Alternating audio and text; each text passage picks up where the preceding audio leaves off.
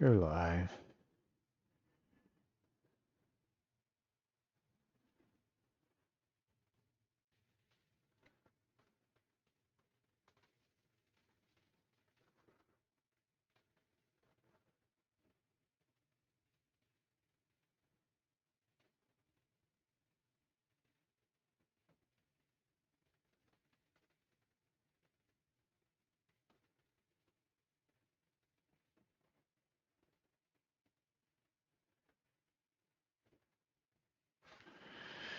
Mm. Good evening, everyone. I think. Shows we're live anyhow. We're going to make another one of these little lidded boxes again. Very similar to what we did last night. Different colors. About the same size.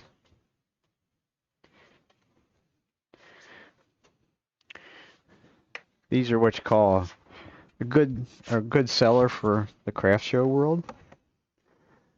So that's kind of why I kind of like to do some of them. And they're kind of fun. They're a little bit of both worlds. They're a little bit of resin casting, a little bit of a lot more of actually most of it's turning, but so we're between centers. I'm going to put a tenon on both ends. So we're going to start and then we'll mark off what we're going to do.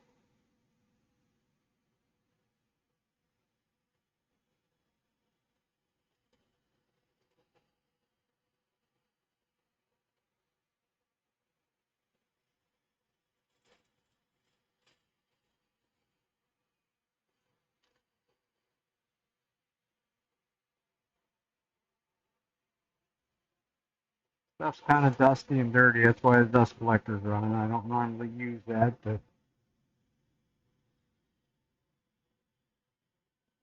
the stabilized material seems to be a little bit dusty. Especially on certain tools that throw the dust right back at you.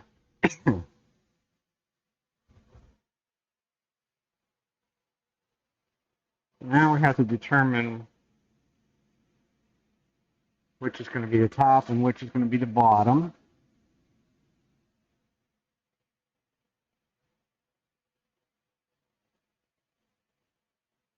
It'd be nice if I didn't have any resin in the tenon, but I don't think I can get away with not having.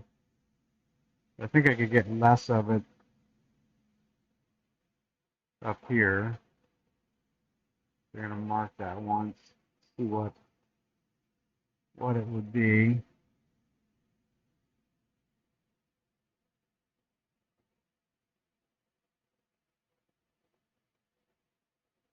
And this has some white streaks in it too, so I think that's what we're going to do tonight with that one.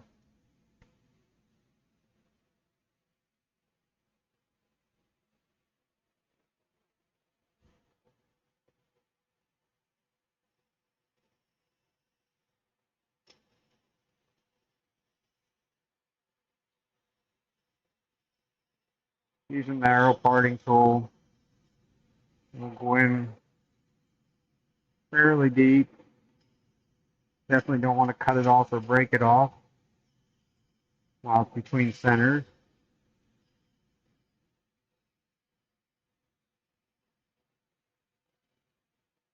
That would be rather an exciting episode that I don't need to have. I don't. Nah, it's not. I'm gonna say sometimes that dust collection hose right there, I can't see totally where I need to see there. So we'll just get the old Japanese pool saw out and cut it off. Safer way to do it.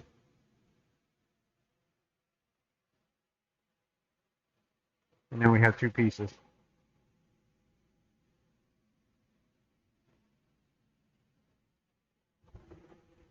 Get rid of our live center, our drive center. Everything else now will be in the chuck.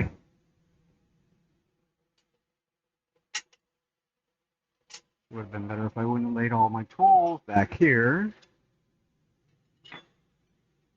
But we'll get them out of the road.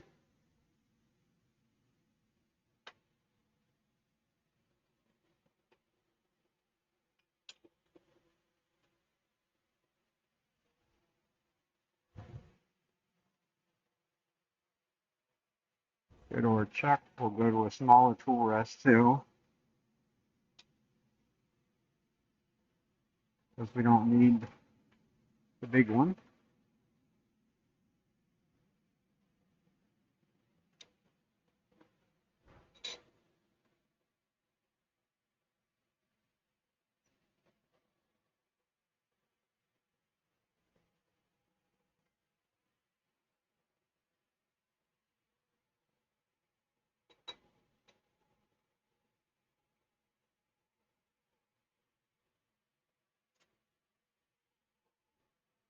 And I start on the lid. That's the way I was taught to do it many years ago.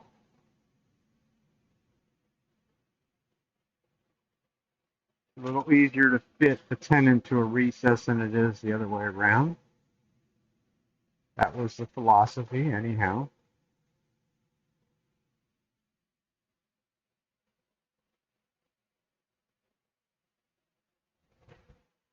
So we can, once we find our mouse,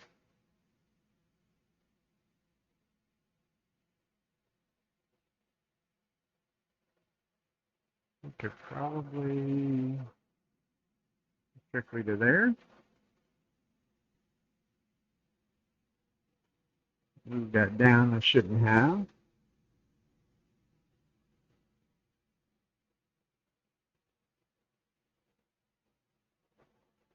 If we go to there,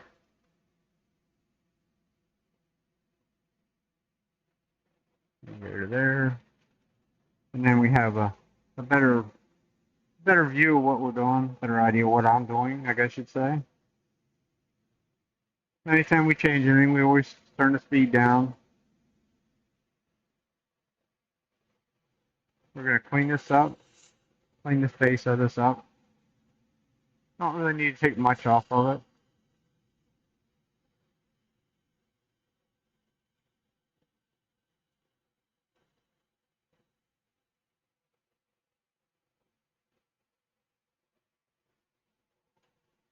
Actually, I shouldn't have.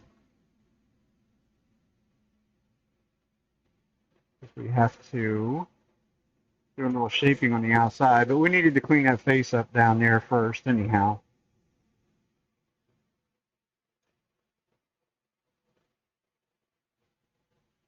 And then we could back to that view.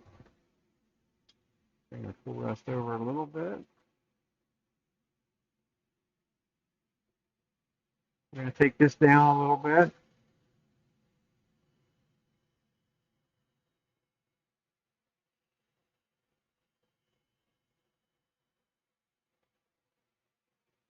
Kind of give us a bead in there.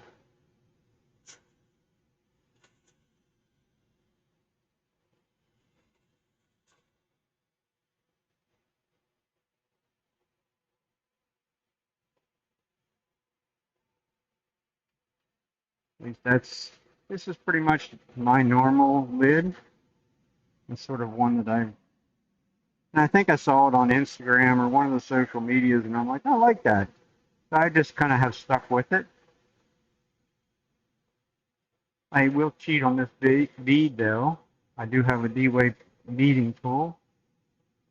So I like to make nice, clean, crisp bead.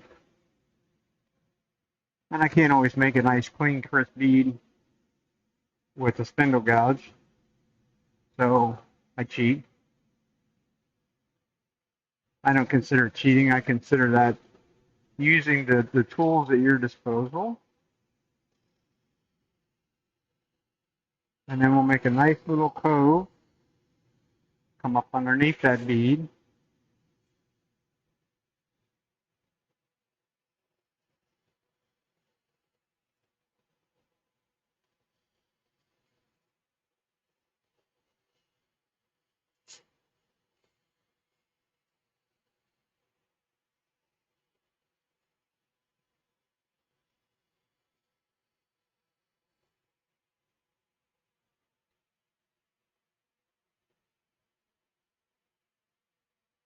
I just sharpened that spindle gouge, but it certainly don't feel like it's very sharp. Might have to go back and resharpen that a little bit.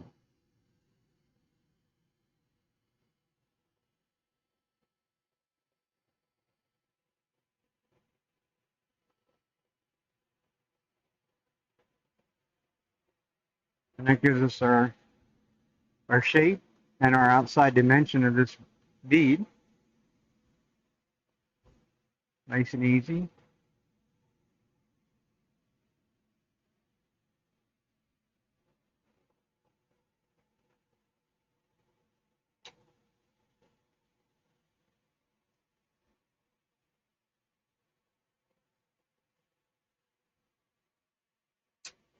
Now we can go back and mark where our center point is going to be.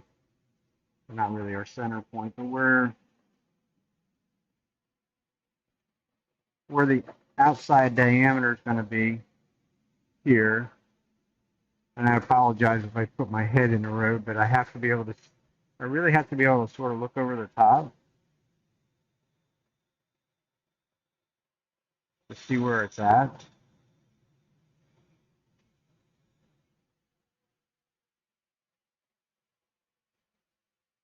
We now can go back to that view as well. So we've got some material removed. I should have left that tool rest down lower than what it did. Now we can get rid of some of the bulk in here, which we use our bowl gouge for that.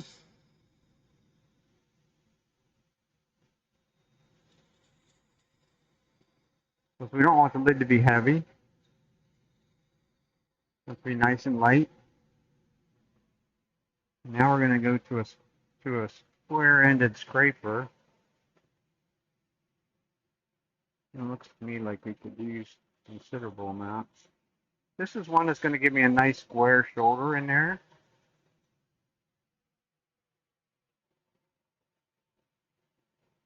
Like I say, it's kind of difficult.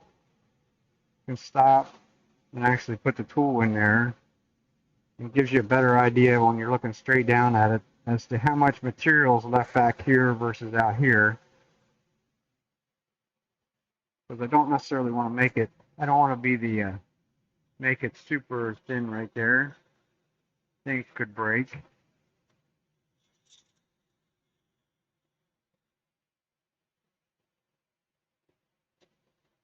You can taper this in a little bit as well.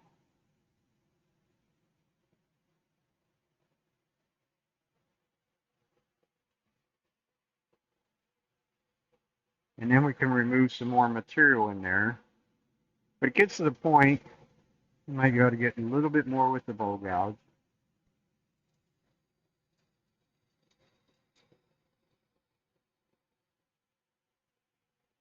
But my small bowl gouge actually has the 40-40 grind on it, so it doesn't quite cooperate with going around tight curves like that. At least for me, it doesn't. So I just cheat. I don't consider this cheating. I consider this, once again, using a tool that I have at my disposal, and I move the tool rest entirely too high. It's a negative rake scraper. So we'll clean up this inside. There we go.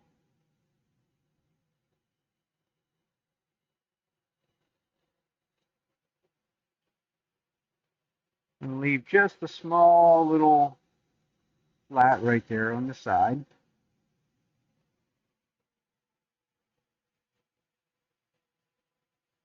This is going to be an interesting piece with some of this white in it. Give it a feel with our finger.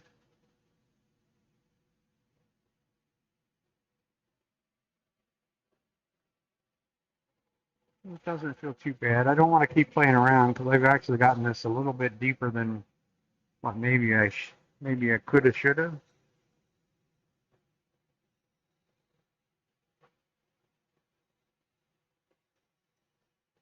We definitely don't want to poke through the top whenever we do the top.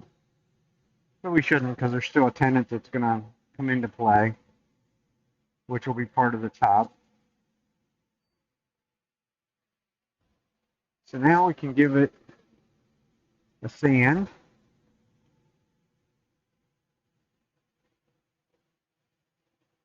Really, when it comes right down to it, when a scraper is really nice and sharp, there's very little sanding to do, but we still need to do some.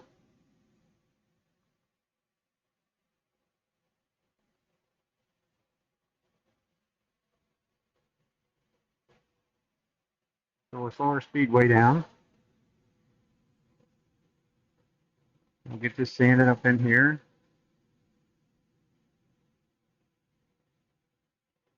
And sand this outside part a little bit.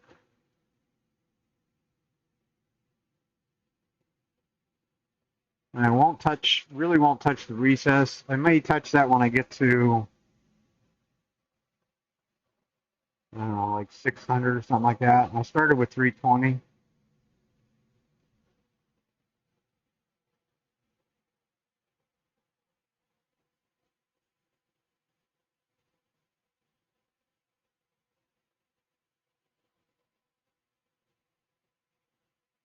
So this is basically the only time that you can get to this part up here. So we'll sand that. We'll actually sand it and finish it before we move on.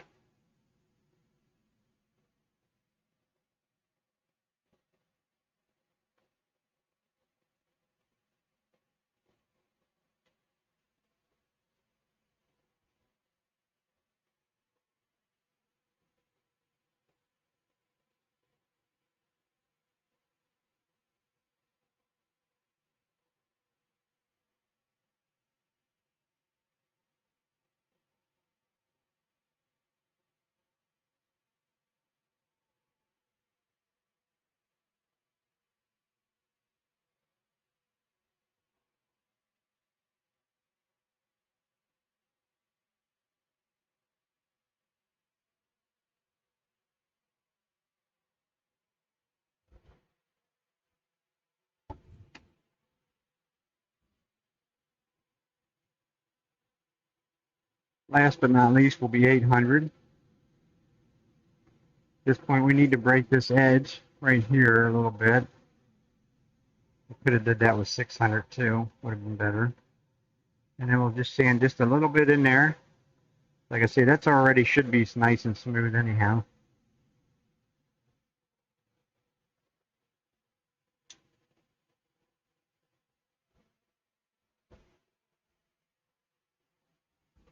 And then we'll go ahead and finish that part a little bit.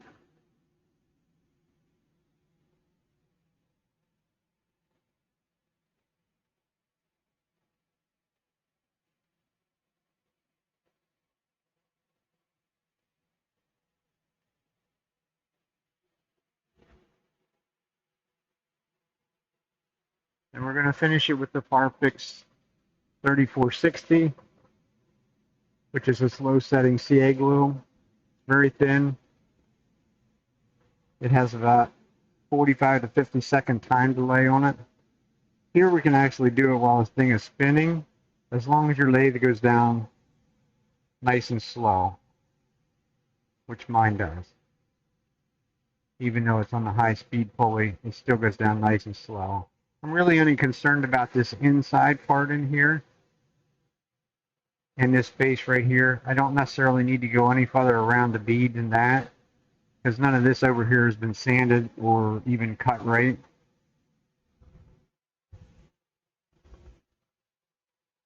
The stabilized material like this, it will set up a little bit quicker. If this was just solid wood, it will give you about a 50-second time delay.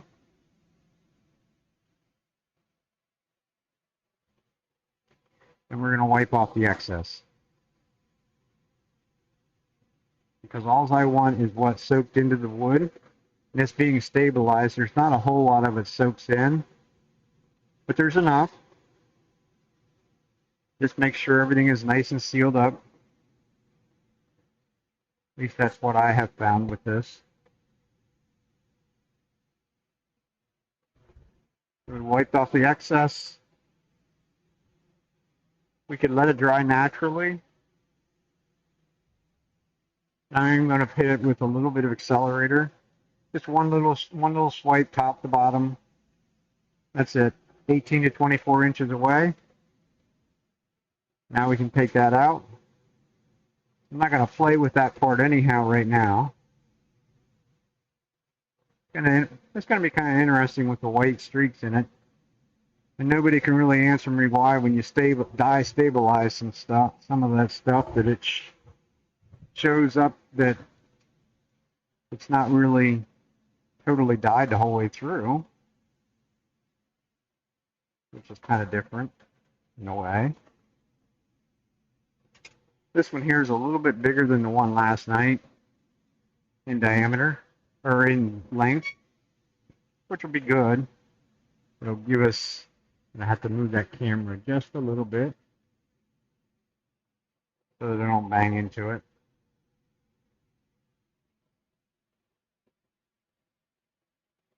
It looks like we didn't get things in there very square-like.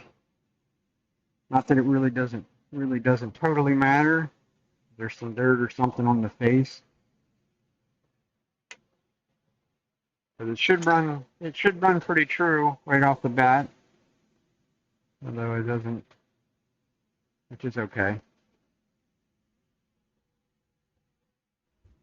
So we're going to do just like we did on the inside, or on the lid. We're going to clean up the end.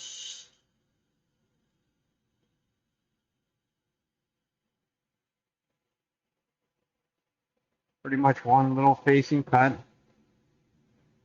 And knock off the sharp corner.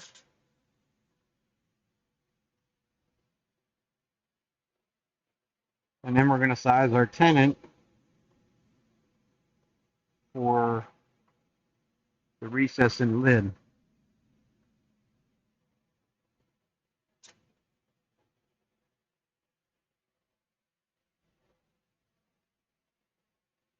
So we can go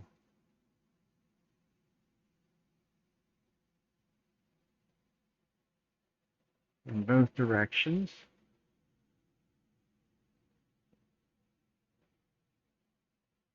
And maybe it'll make a little bit more sense. You'll see a little bit more.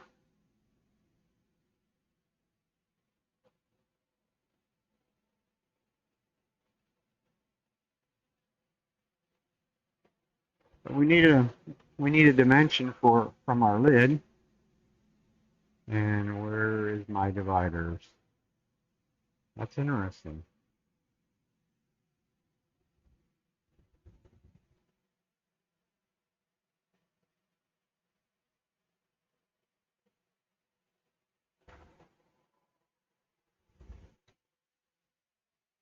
They're laying down.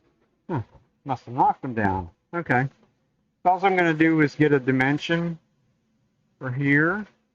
And I'm not looking for an exact dimension. I'm going to leave it a little bit big. You can always take more off, but you can't put it back on. So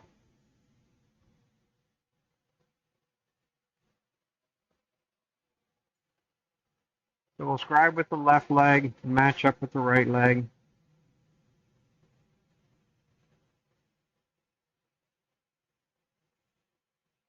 It makes a nice little groove. You do not ever want to let that left or the right leg touch, or you'll be eating the caliper.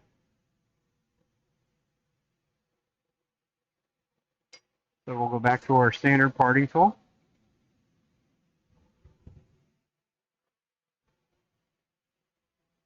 I'm going to look at one thing here quickly before I start that.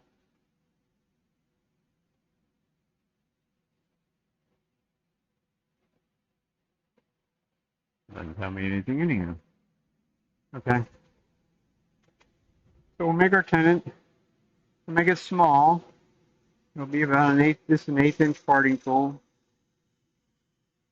So we'll go into about our line, and I'll make it a taper. And I'll taper it down to our line. because we know our line is already too big.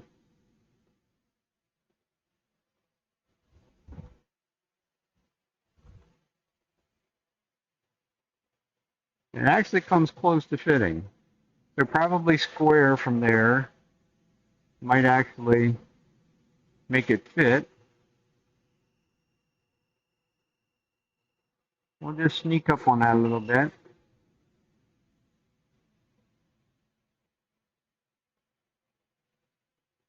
Not quite, but it's starting to fit.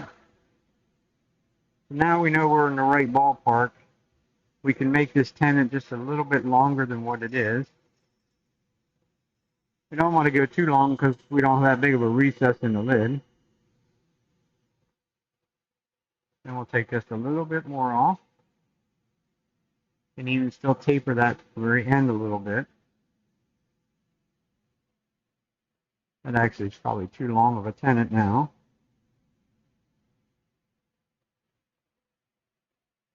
I did not make a very big recess in there.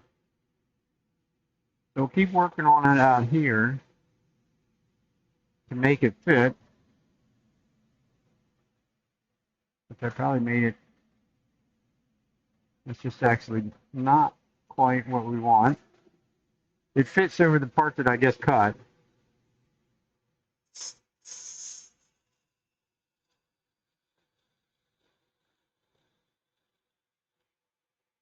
But it was already a shade too long. Now we'll just ever so slightly go in there and scrape a little bit more off. Like I say, at this point I'm not really looking for the perfect fit, although that actually fits on there. That's actually the fit that I'm really looking for at the end, but it's not necessarily the fit that I want right at this moment. And that's probably all the deeper that's going to be able to be. But now I can take use a mechanical pencil, and I'll trace around this on the outside of that bead, so that I have an idea where this can go to. We also can give it some measurement, just under 3 inches. I don't know that we necessarily, well, we got the material, we're going to use it, we're going to call it more like 2 3/4. So half of that is 1 3/8. So we'll put us a line on there at 1 3/8. We're going to call that our center point. Like I say, this one might be a little bit taller than what it necessarily should be, but we'll see. You can always remove a little bit more.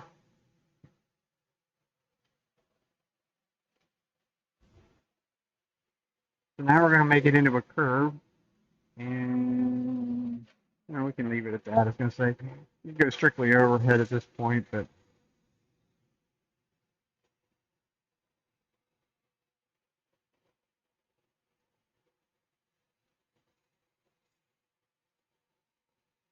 got to do small, careful cuts because of the resin. A lot of this we'll be using a scraper on because of the resin, as well as the fact that some of this is stabilized material, and it doesn't necessarily cut super well either. At least it doesn't in the burl anyhow, put it that way. So that's about as far as we wanted that lid to go, I think. It maybe could go down just a little bit more.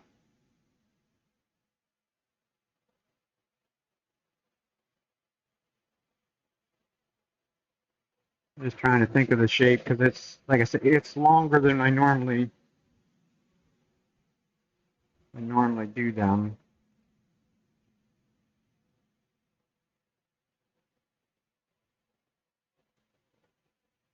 As you can see, it doesn't do a great job cutting resin, because resin likes a sharp edge, basically just a sharp edge tool, which the negative rake scraper or skew, the negative rake scraper doesn't even need a burr on it for it to work well.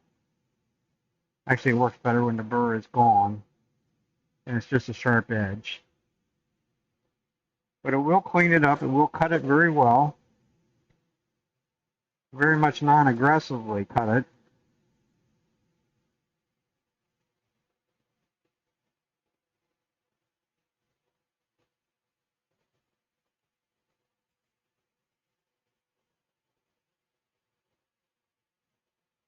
Just a little slower in the process, that's all.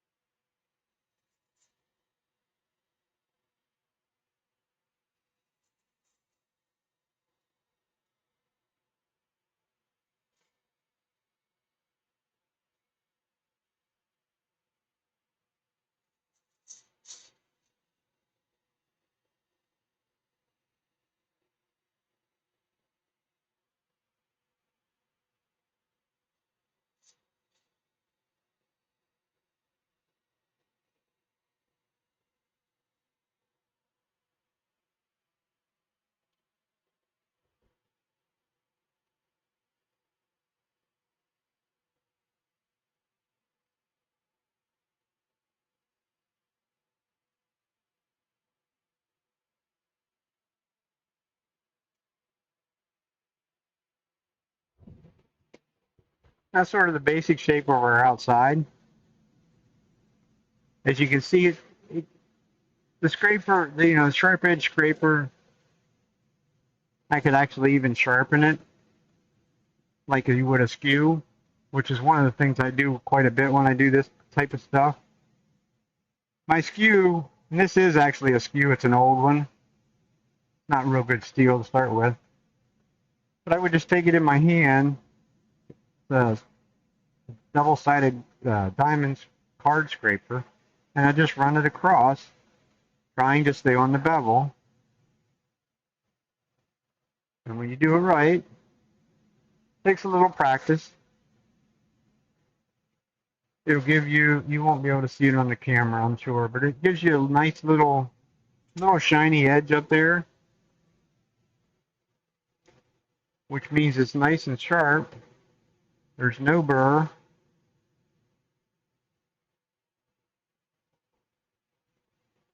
And both sides should be just as sharp.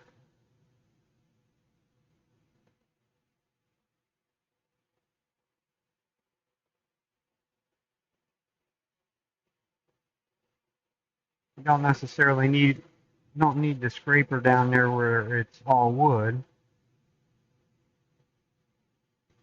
But the less sanding we have to do up here on the resin part, the better I like it.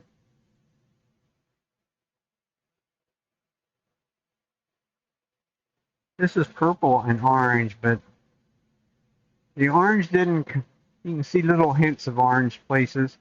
But I think that's basically going to be our shape. We're going to take and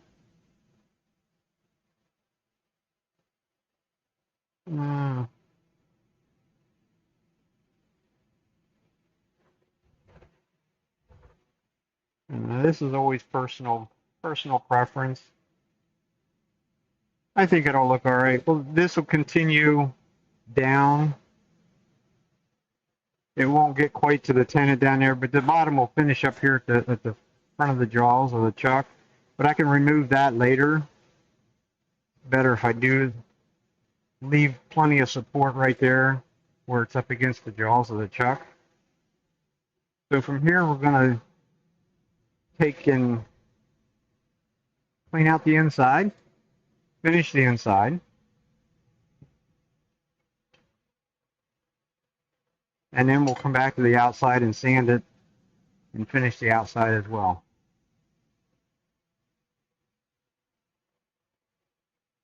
We're going to need a hole At least the hole is easier way to do it. We could make the hole with the spindle gouge, and I will start the hole with the spindle gouge, but I normally drill that hole. It's just a little bit, I feel it's a little bit easier, maybe a little bit safer in some ways.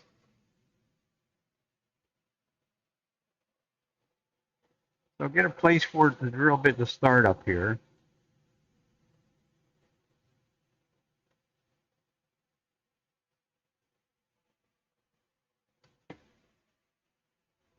And I have a drill bit way overkill for this. Actually, I got to get a new piece of tape. You have to bear with me a second. My drill bit's about, I don't know, it's a foot long or something like that. So we're going to drill a hole down about to where we want it to be.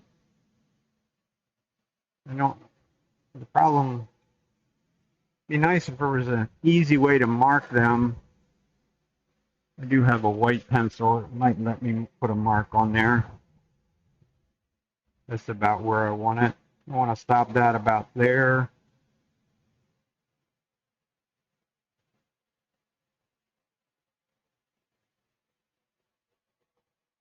So we'll try it with just our pencil. I'm going to slow the speed way down because we're drilling, and we're going to drill freehand, so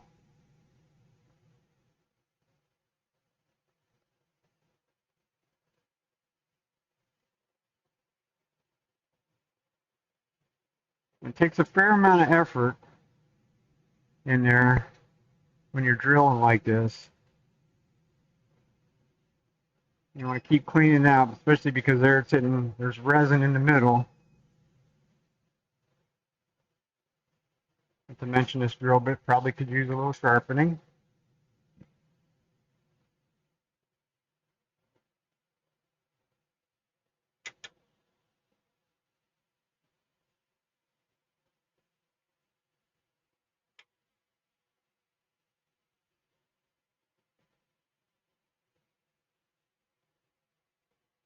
That did two things for us. That sort of give us a depth, as well as giving us a place to hollow to. Put that pencil away before I lose it. I always try and put everything away right away. That way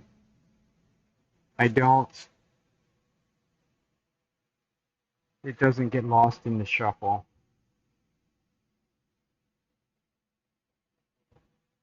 They're lost in the chips. That would be more the accurate thing to do. Now there's a multitude of ways of cleaning some of this material out, a lot of this material out. Spindle gouge is probably the easiest, I think.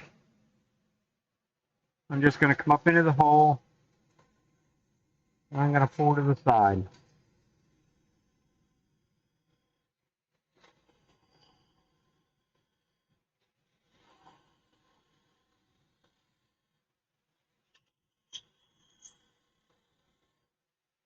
And try not to be too aggressive.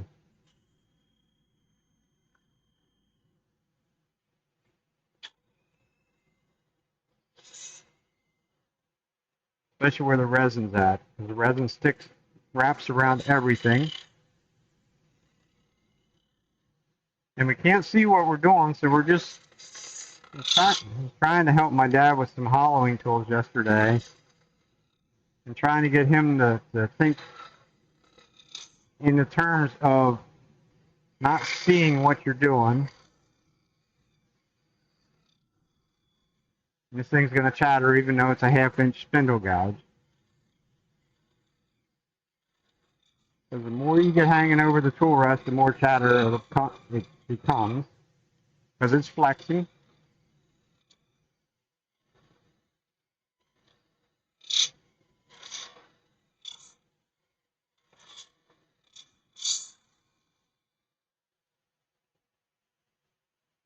That makes it pretty quick and easy. Like I say, this one actually got to be a little bit long.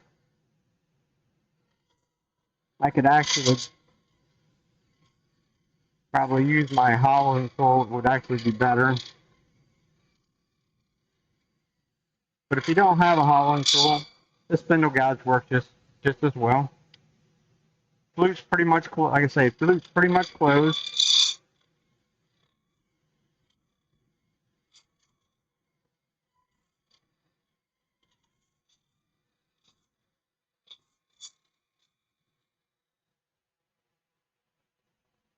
I don't think I'm quite down to my drill hole, the bottom of my drill hole. Like I say, all that resin just loves to knock the edge off with them tools. So I'm going to take and hone that edge a little bit on the spindle gouge.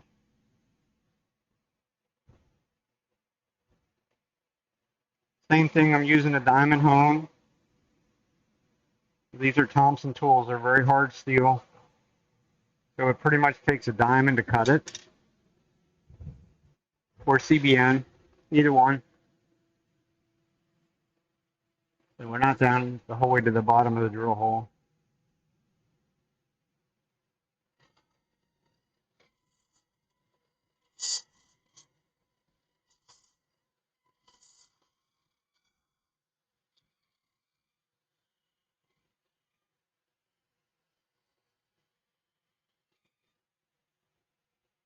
And we know our lid already fits, so we don't need to necessarily worry about that part. We're still not to the bottom of our drill hole, but we're gonna use some different stuff rather than the spindle gouge, because the bottom of the drill hole, we're hanging over the tool rest by that much, which is a lot for a cutting tool.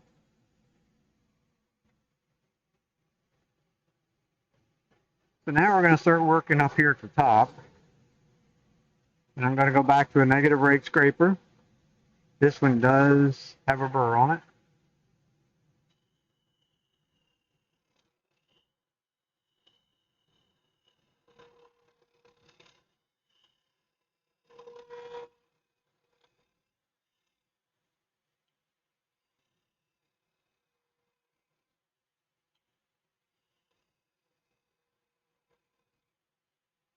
We have to be very patient whenever we hit the resin part.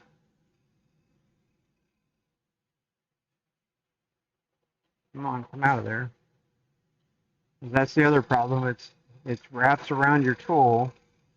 They could end up with problems.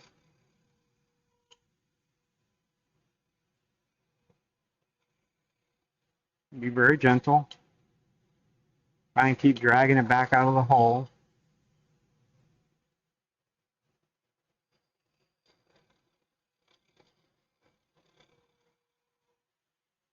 And we're going to do this sort of in stages. I'm going to do this upper part first.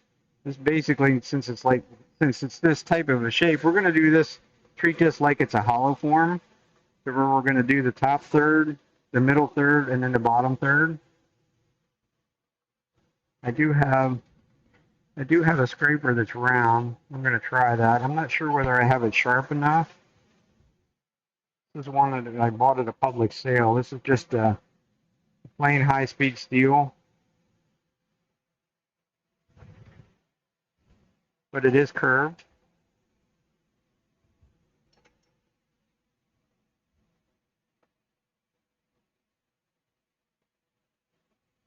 And it wasn't a handle,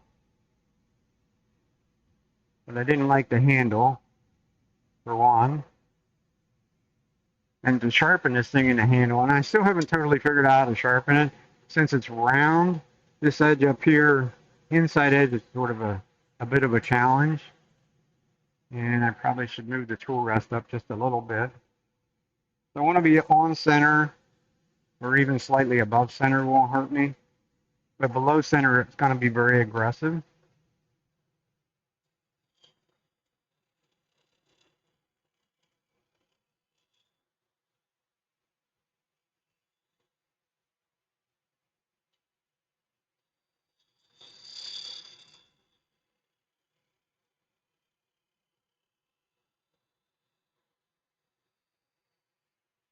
Just sort of a nice light touch in there. Not a race.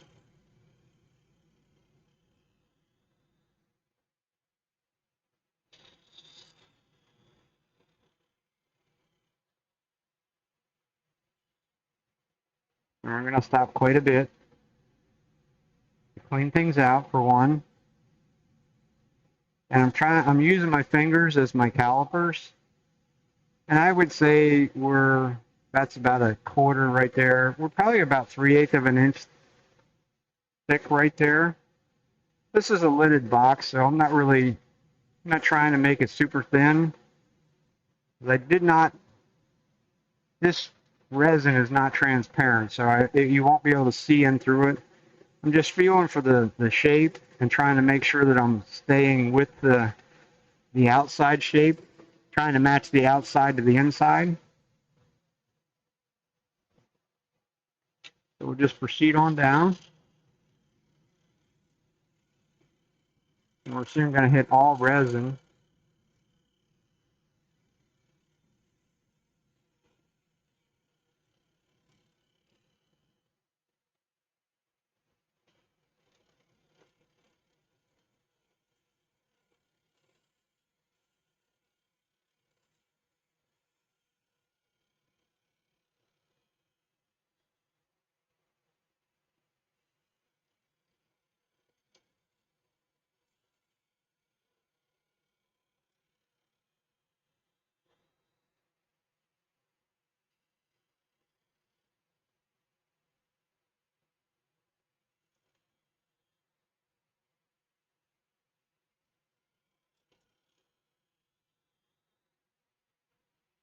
I'm trying to keep as much of the chips and shavings out as I can.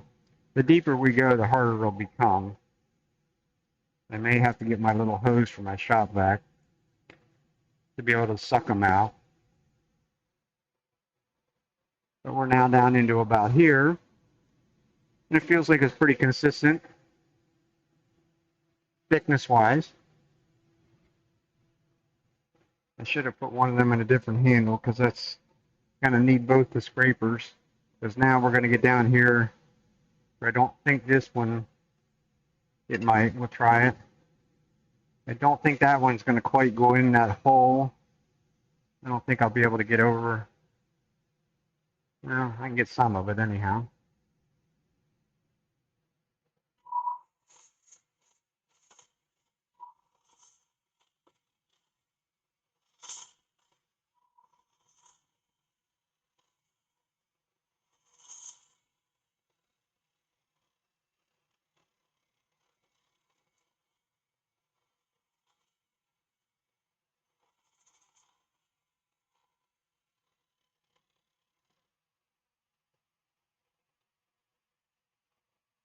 I'm going to go get my little shop vac hose.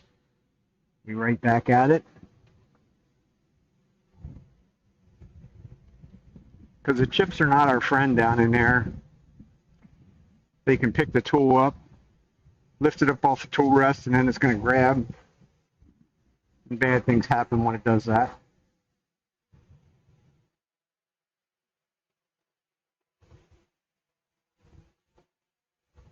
Guess we have to plug it in first.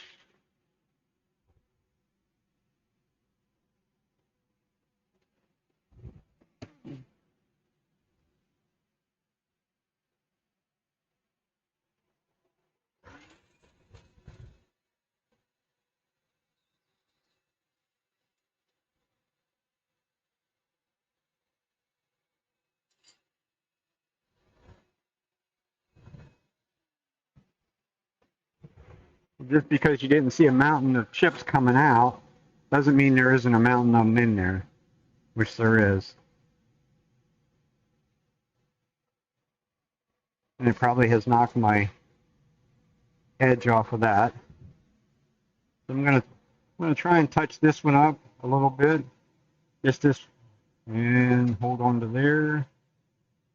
This is challenging. This will actually put a little bit of a burr back up on the top edge there for me. Because the burr doesn't have to be big and gnarly, especially doing this type of work. Just needs to be a little burr. And like I say, we're hollowed down into about here for thickness. So now that I have a fresh little sharp edge here, I am going to go up here, start back up at the top, and try and gently go in here, because there was quite a bit of little ridges right there.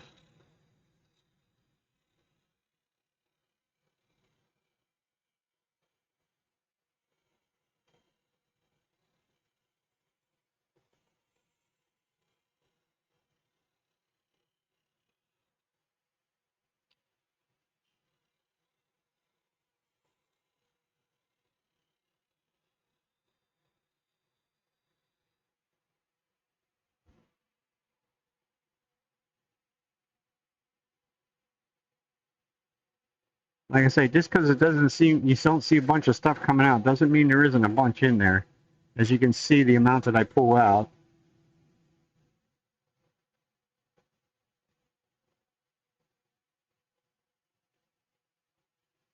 You don't have that very, feels like we're starting to thicken up a little bit in there. Like I say, we're going to do this in stages.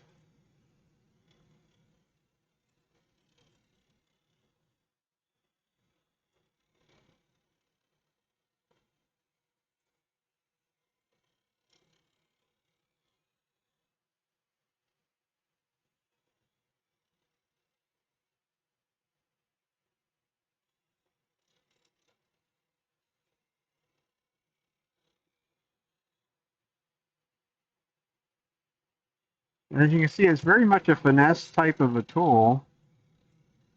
You see, I only have one finger on the top of it. I can't see what I'm doing anyhow.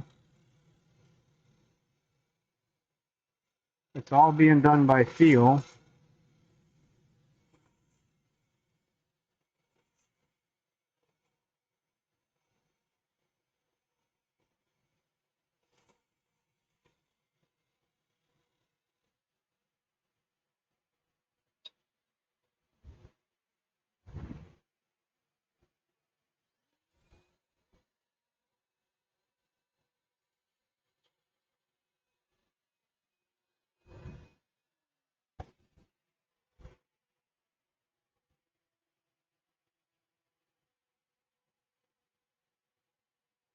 We're getting better. We're down into here.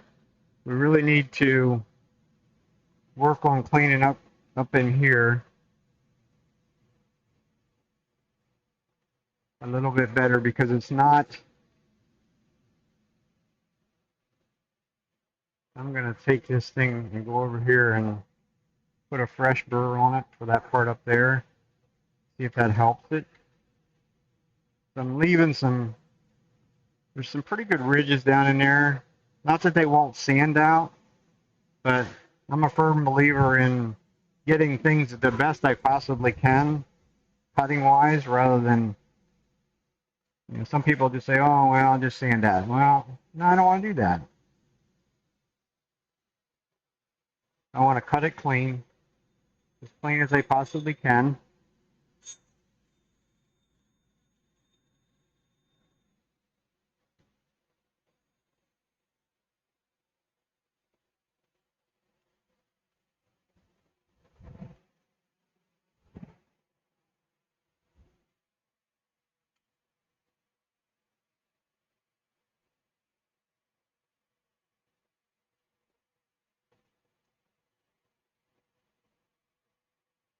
I also have some other scrapers that I can probably go in here and clean that up too as well. Because what's happening with this, when you're cutting, you're really only cutting this out here at this little tip. So it becomes a thing of, you know, how gently can you slide along there and not leave the giant sized ridges. Because once you get the ridge, there's a little dip on the other side of the ridge, and it just wants to keep dropping in the same thing.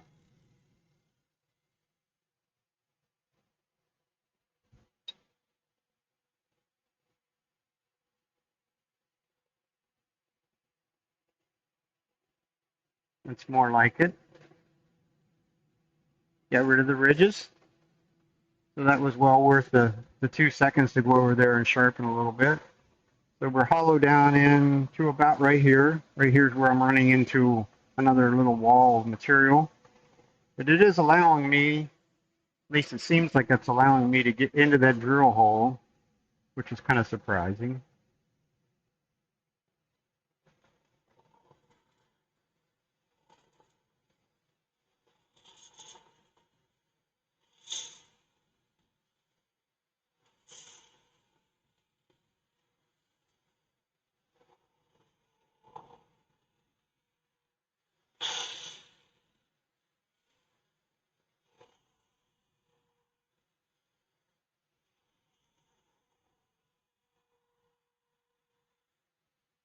The tool's heavy enough. I'm not really getting any. I'm starting to get a little chatter out of it down there, a little vibration, but I'm being kind of aggressive down in there because there's a lot of material left to remove down there.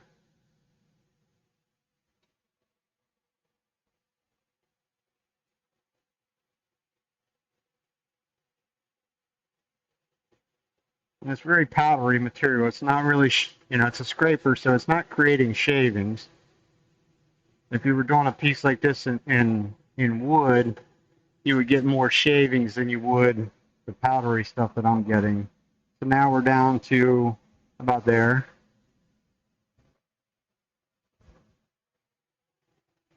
I'm going to go back. Feels like we're sort of thickening up a little bit there too. So we're going to go back to where our ridge is at.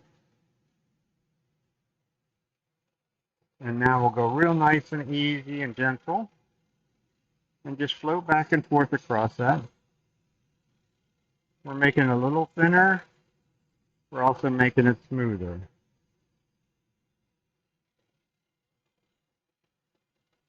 It's all about feel. It's not, there's no way to see anything.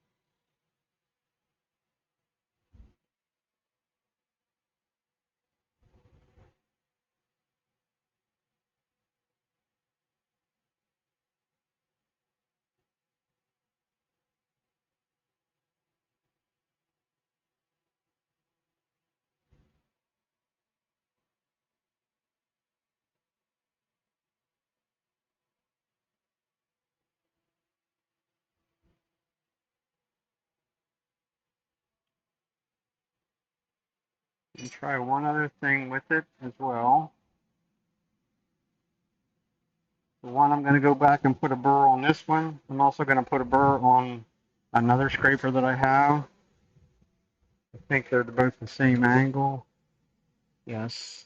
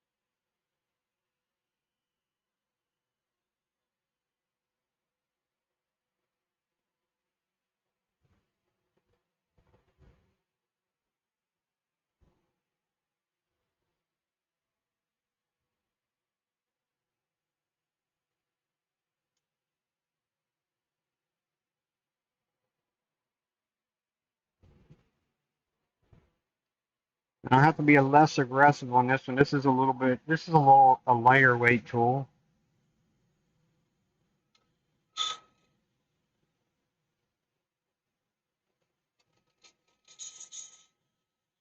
So it's going to want to chatter on me if I'm too mean to it.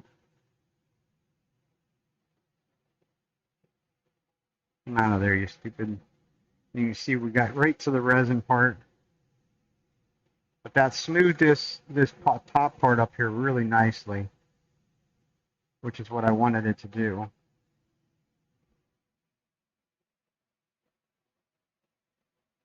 Because you got to remember, we do have to get down in there and we have to sand all that.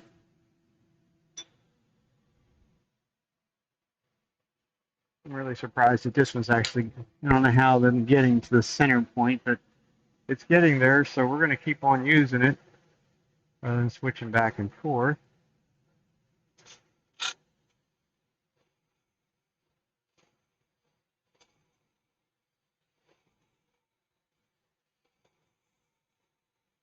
So what I'm doing, I'm going right into that center hole, or at least most of the center hole. Because this does have a cutting edge on the front of it. So it's allowing me to get in there, and I'm just basically creating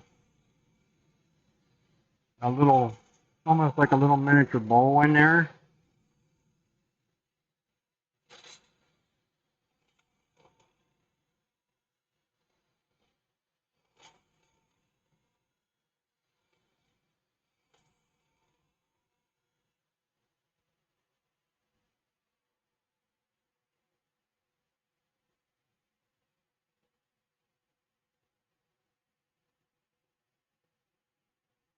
And all the chips, dust, powder, in this case, it all wants to come to the top.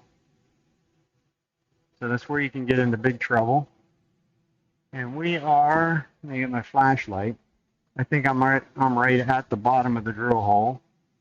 Just about.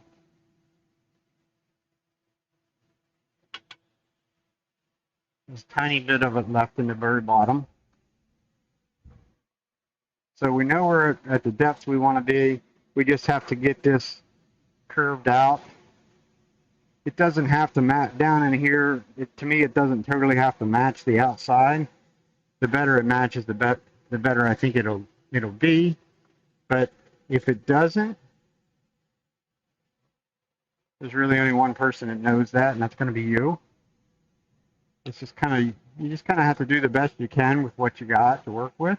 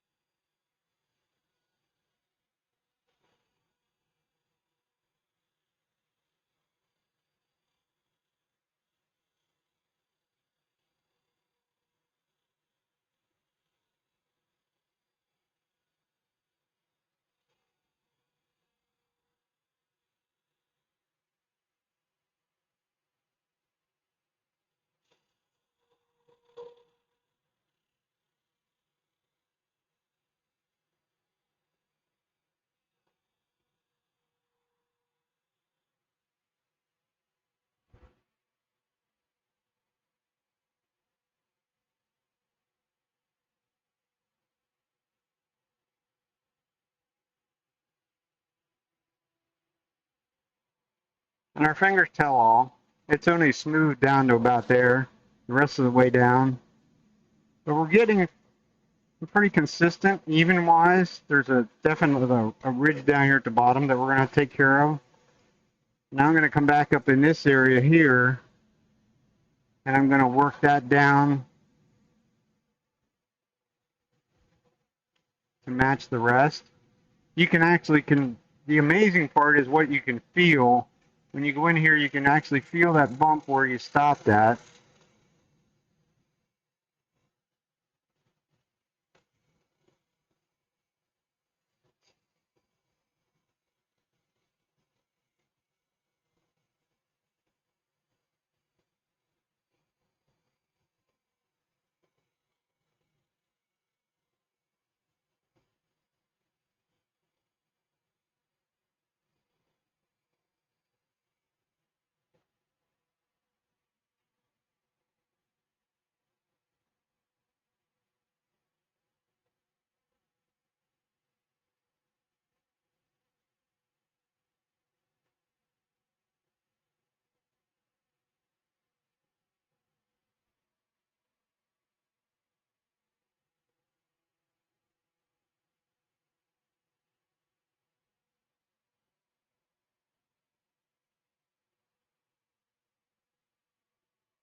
I think I'll put this little one in a handle so I have a little better control.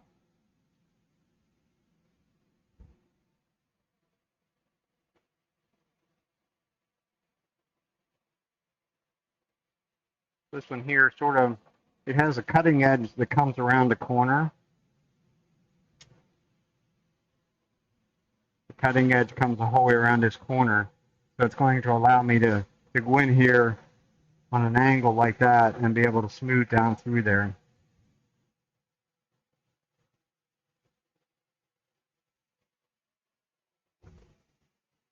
And with it being on it, with the handle on it, then it's going to become less likely to grab a hold of things and be more gentle to use. Probably should cut in one direction only with it though. And see, we hit all that resin right there. That's going to do the job for me, which is what we want it to do. I want to be able to start sanding with, 320, even 400 would even be better yet.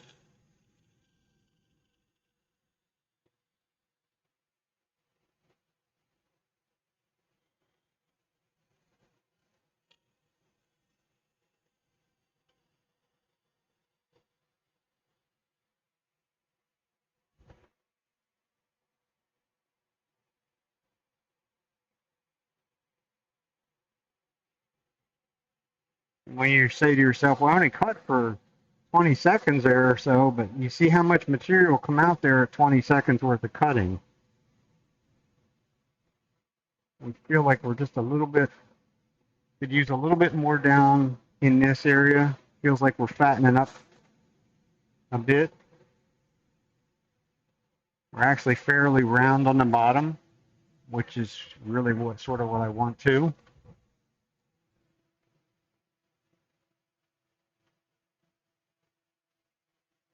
We don't have there's no giant sized ridges in there, so that's a real plus. So we'll just gently keep on working with it. Work that area down there a little bit more.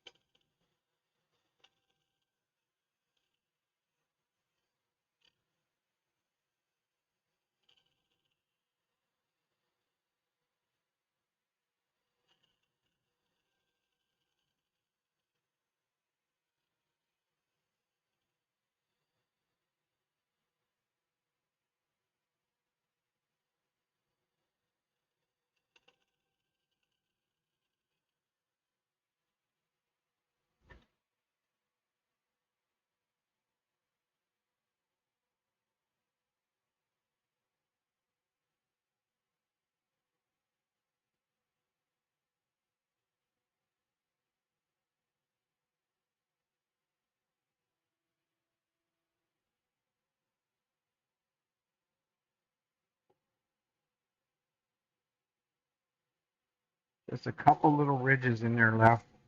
We just gently slide along them again.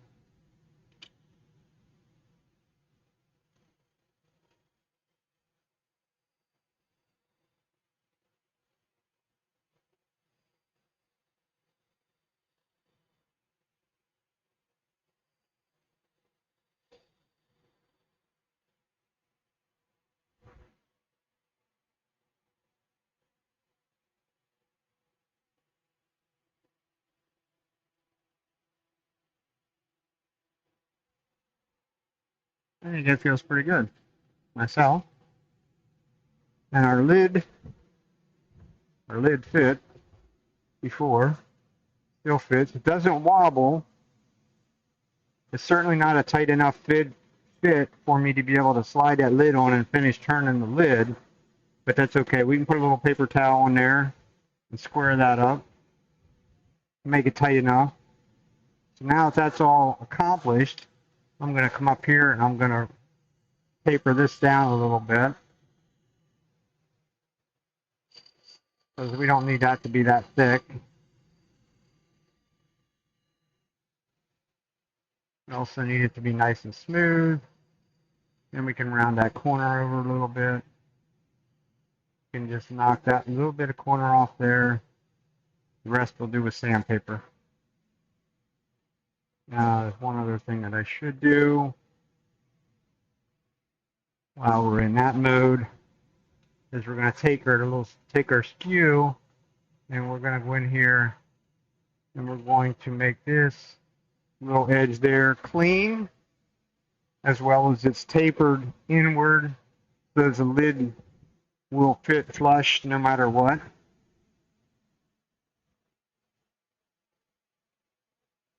That's looking pretty good so far, I think. I'm going to suck the dirt out and we'll give it a sand in there.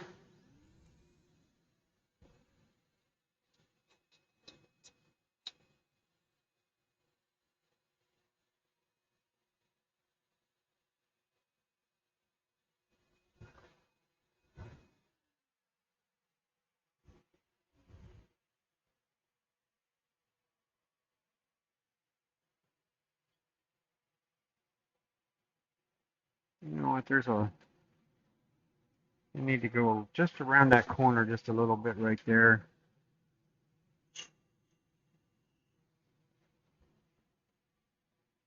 There we go. I left a sort of left a sharp edge right there.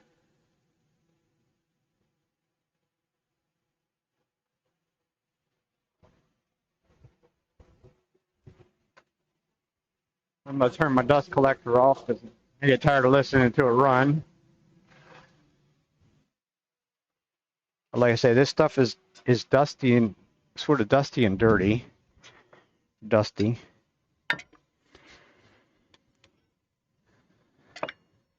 So now we'll sand.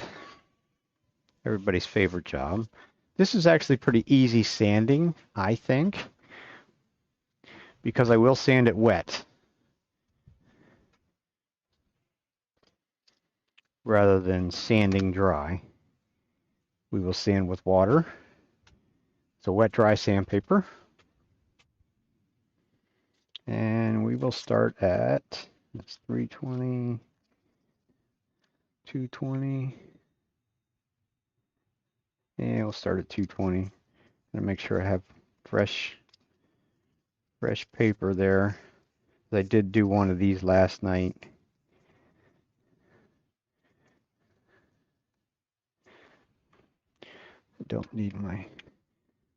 Really don't need my face shield in there. We're going to turn it down to more of a sanding speed, 500-600 RPM, something like that. You do got to remember you're going to stick your fingers in here to sand. And we got to get plenty of water in there so it's lubricated. And you lose the sandpaper. We'll be doing that a lot, sure. It's hard to hold on to because this one got just a little bit deeper than what I normally would do. We're going to keep our sandpaper clean. That's the wonders of using a wet dry sandpaper like this. You can keep it nice and clean. When you're sanding, the stuff is stabilized in resin. And you see the slurry that's coming off out with my finger. It does sand quite quickly, surprisingly enough. The very bottom is going to be the most challenging part.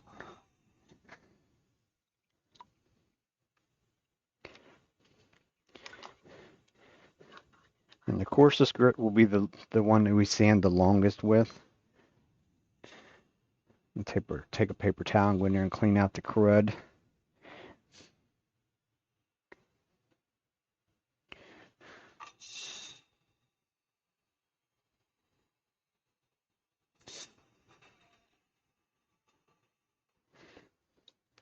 This is where it pays off all the extra little cutting that I did because I said there was ridges in there where if you didn't do that, then you would be spending more time sanding.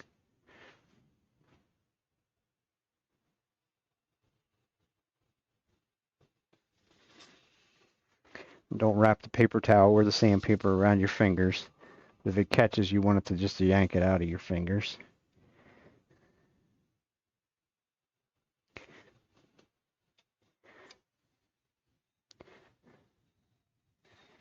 Feels pretty good. On to 320.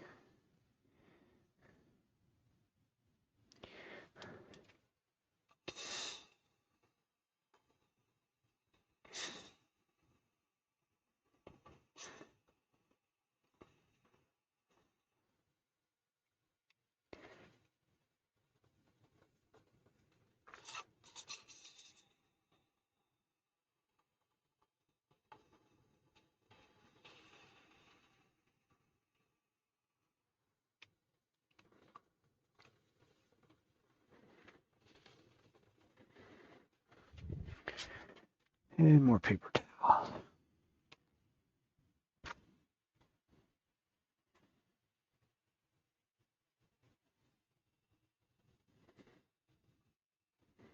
You definitely want to take the time to clean that out, because you see all the gunk where you're guaranteed there's little bits of 320 grit sandpaper left in that slurry. So then when you go to 400, or the next grit up, whatever the case is, those little bits of sandpaper are still in there.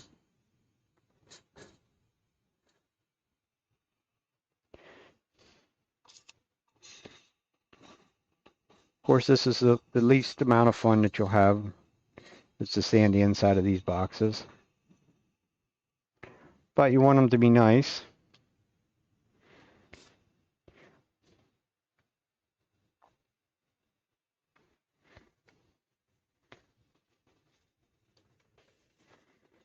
So that was 400, right? 600's next. I will go right up to the grits, right up to 1,000 with this. Each one of them is going to be less and less time that I spend on it.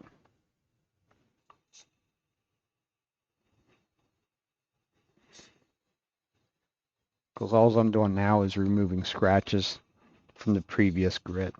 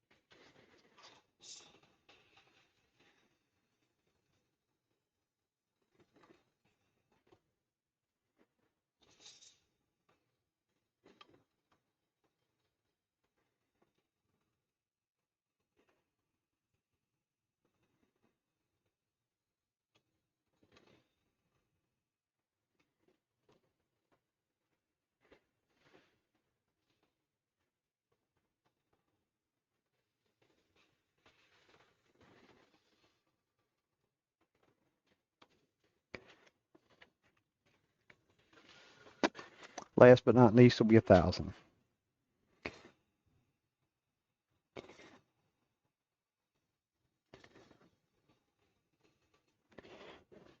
And 1,000, we're going to sand this little outside bit, our tenant part, our little recess, and try and knock that razor blade edge off right there.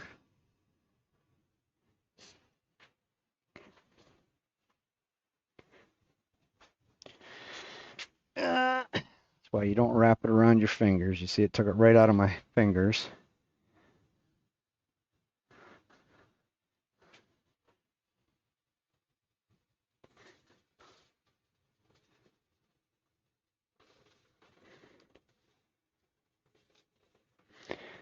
Probably while we have the sanding stuff out, we can sand down into here as well.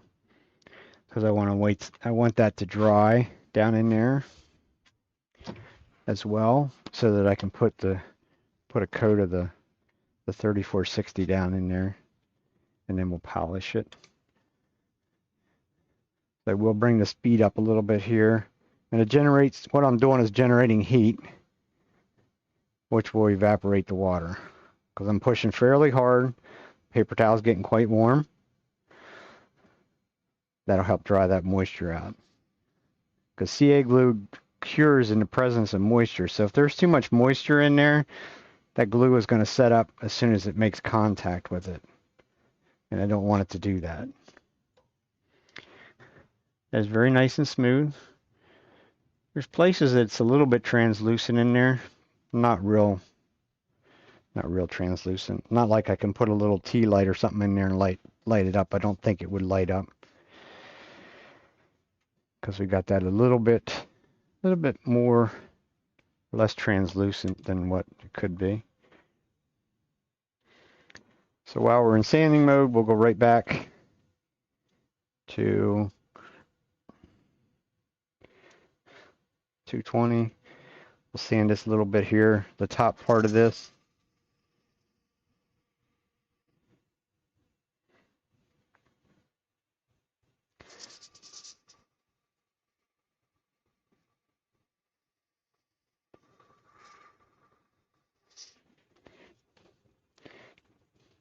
Even up any little bumps or ridges that we might have.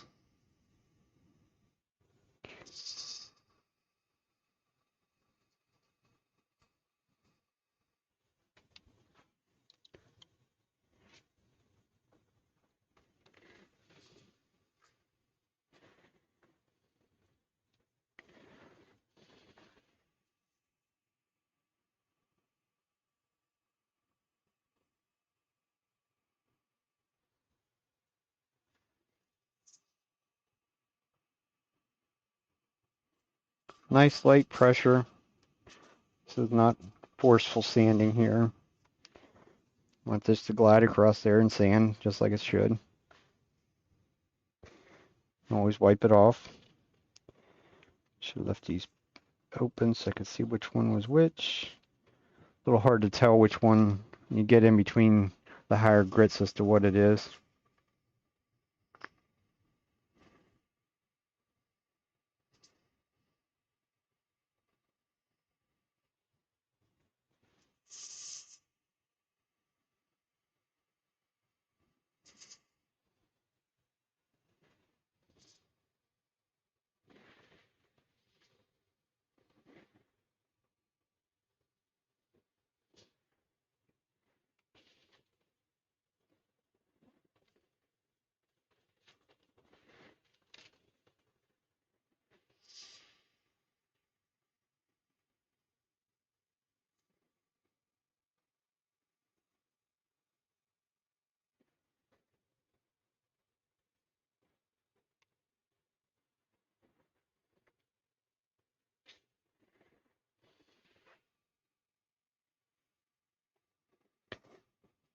It's actually nicer sanding when you're sanding wet anyhow.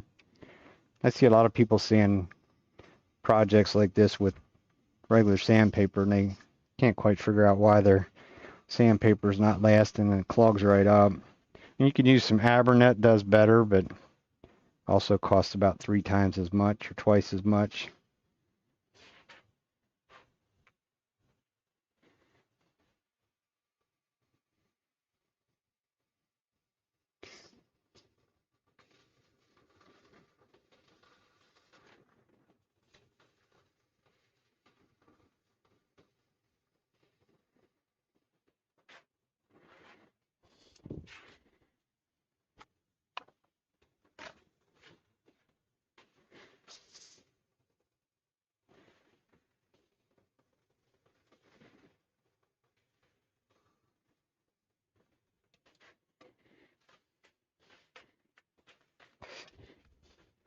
Ultimately, that's the color it's going to become once we put a finish on it, or put our 3460 on it.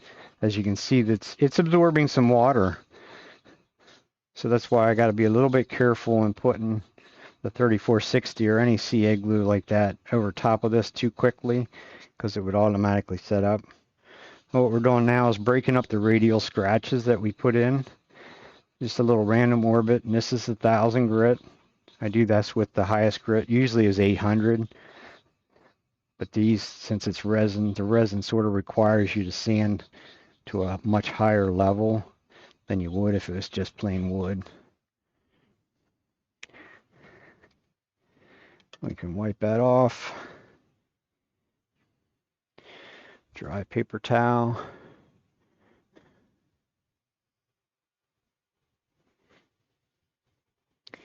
And actually can bring a speed back up again, dry it.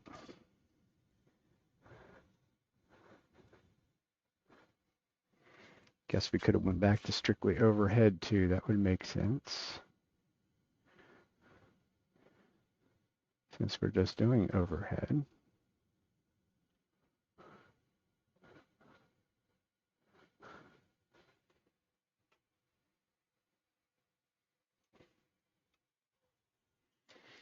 So as long as we didn't get any water on the inside, and it doesn't look like we did, going to go ahead and put our 3460 on the inside.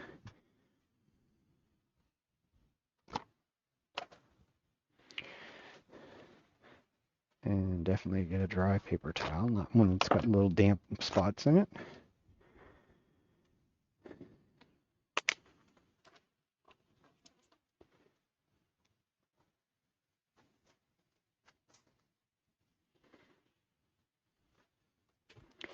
Like I said, we're going back to our 3460. And we're going to spin it as absolute slow as it can go in there, because we saw what the paper towel wanted to do to me before, so it'll do the same thing with this on it. So only take a couple seconds to do though. I'm going to hit the rim. Can even hit just a little bit up onto there, because eventually we're going to flip this around. Actually, very directly, we're going to flip this around and finish off the bottom. And just like before, we're going to wipe off the excess.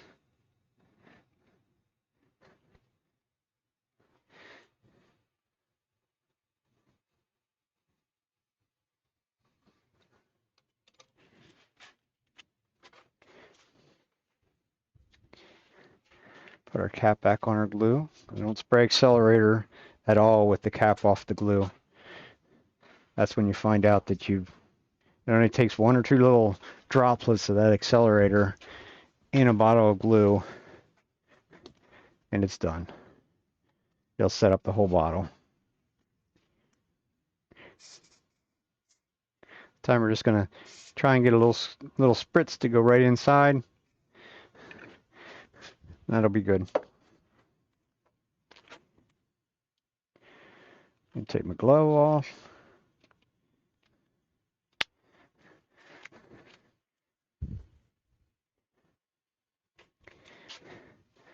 And we're going to take this actually off, because we don't need, now we have the nice dark green color compared to here, nice and dark and green. The inside is nice dark green. I'm going to go back to my lid, and we're going to polish the inside of the lid. And then we will turn the lid, and then we will finish the outside. If I can find, it's pretty close to a perfect tenon either way, and all we're doing right now is polishing. So we have no way to buff that on the inside of that lid, so we're going to use some polishing compound on it.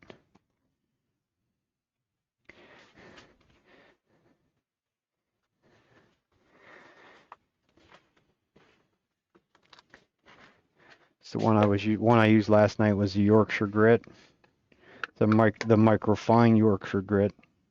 We don't need coarse abrasive on this. We're going to give it a spin, a couple hundred RPMs, a fair amount of pressure on it. Keep it moving around. Try and get in that little crack groove.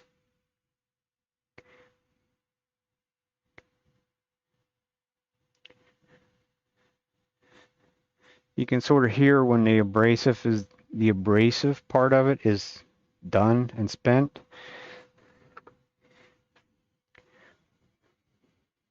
And we can bring our speed up a little bit more.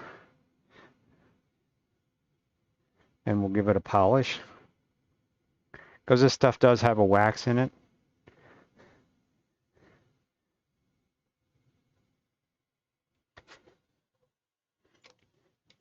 So that's our inside of our lid complete. We'll do the same thing with the inside of the box once we get to that point. But I want to let the CA set up as long as I possibly can. But we're going to go back to it.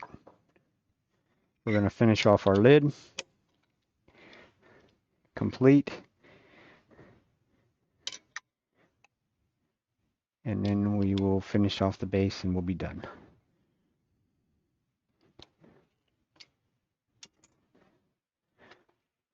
So keyboard out of the road. We're going to need our live center back in. I will not use the point, and I don't think I'm going to use the point.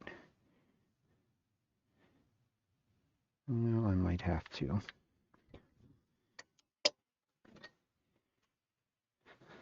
So we're going to take a paper towel. How loose does it fit? That actually fits too tight. Why is it tight now? See, this is why this is kind of one of the last things you do. I hollowed that out. Now for some reason that actually has become tight again. It's actually tight enough to hold it on to turn it, which is good.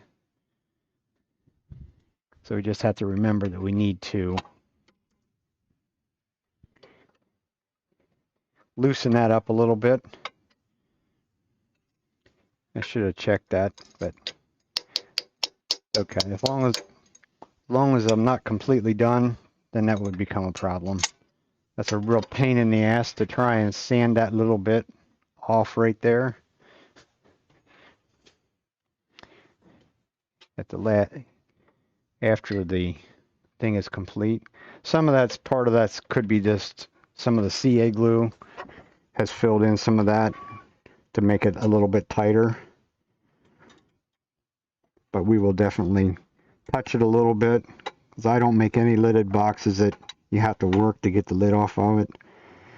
I mean, that's what you would call a wood turner's fit, because it would have to require some effort to get it off. But the bottom line of that is the person, which is generally will be a female, they don't want to work to take the lid off of something. So it should run truer than what it is.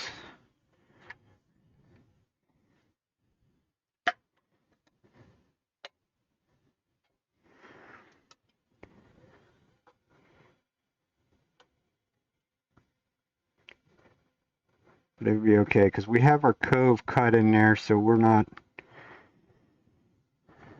really concerned about that. So we'll just nibble this away.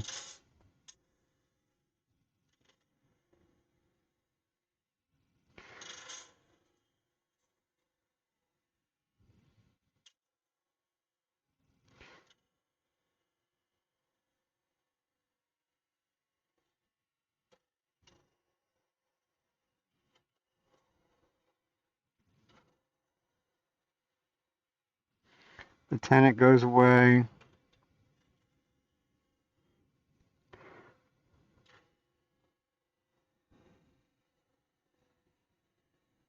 I just make them that they're a simple domed lid.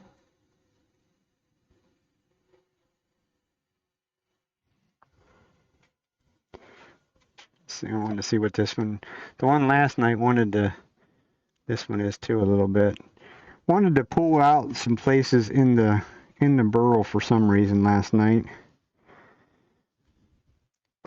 So that's as much as I'm going to do with a cutting tool. I'm actually going to go back to a scraper on that, especially because it's a burl. Even if it wasn't a burl and it was wood, a scraper is really a good thing to use right there. I will put a burr on it though to make sure, because if it was just a solid piece of wood, it would be pure end grain. So that's where the burls, or the negative rake scrapers, or a scraper period, shine on end grain. I just prefer the negative rake rather than the traditional ones. Traditional ones you have to be a lot more careful, because as soon as you get that beyond vertical or horizontal, I guess it would be, it's going to grab and try and self-feed, where the negative rake ones are very friendly, very user-friendly, very useful tool all the way around. Play around honing this thing. I have to grind a little bit more than what I normally would to get my nice burr up there. In order to know whether you have a burr, you just take your finger and run your finger across that way. Never across that way because it's sharp. It'll cut you. You don't need to wonder whether it will or whether it won't. It will. So we'll just nibble this last little bit away.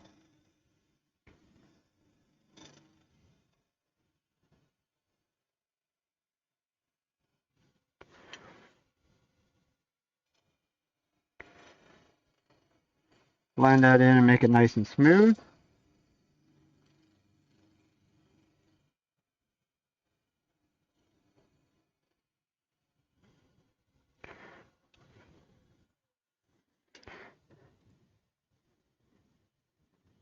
And that did a fine job.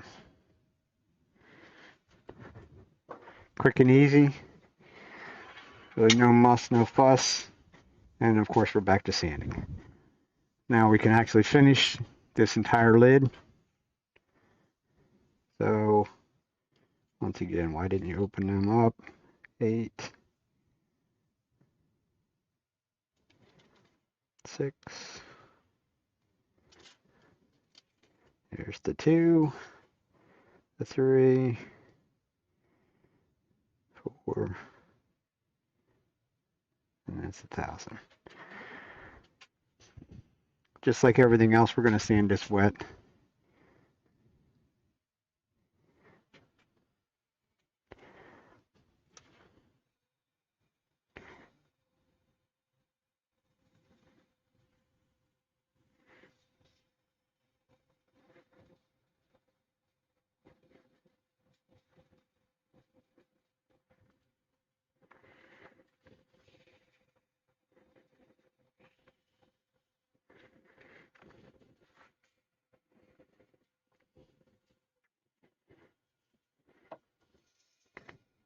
And just because that part down in there, that the cove part of that is not necessarily running as true as it could be, just don't put a lot of pressure on it.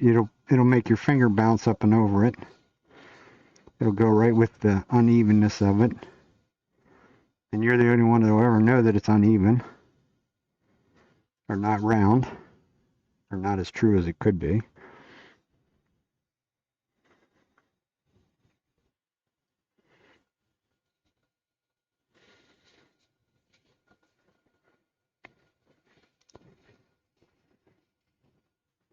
I'll knock that corner off.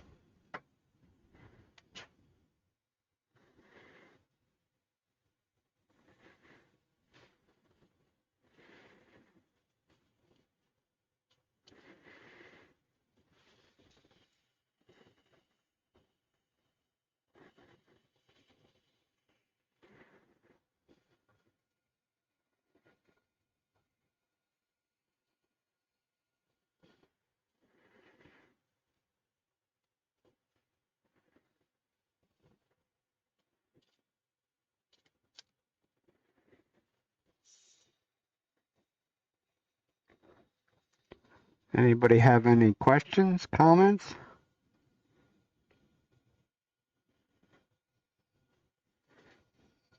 Like what you see, you're more than welcome to hit the subscribe button. And that way I'd know that I'm doing something right. At least it's worth somebody's time to watch.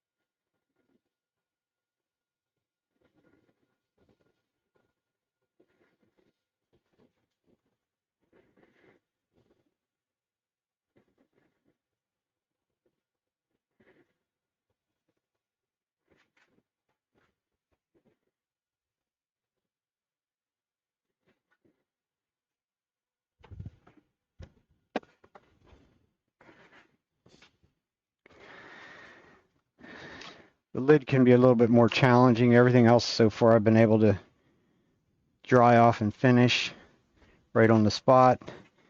The lid may not cooperate on that number. See if we can get it to dry off quick enough.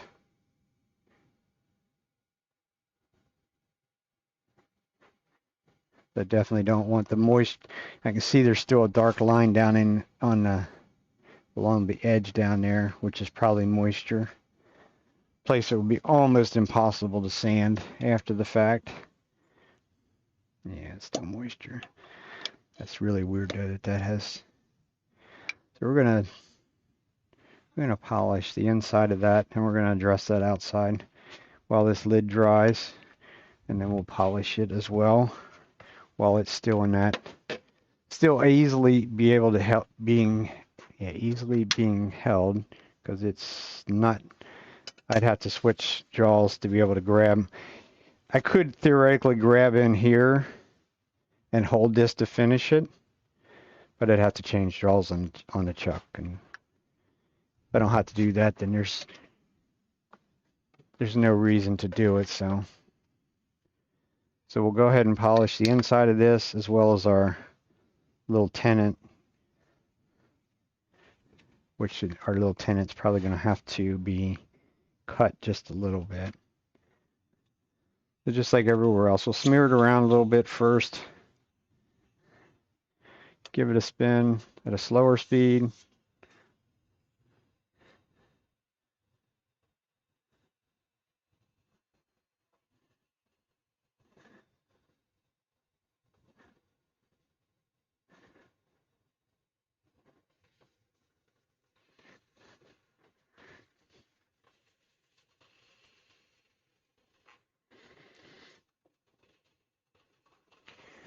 So we're going to try and hit that rim good.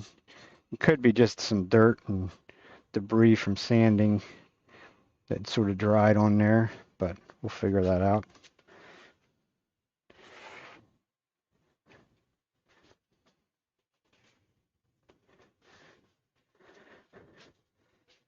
So we'll bring our speed up a little bit. I'm not going to go crazy because that's my finger in there, even though it really doesn't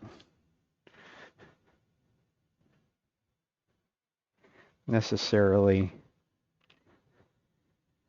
grab, but it could. So we don't want to lose a finger or break a finger or whatever. So yeah, it's still too tight. Let's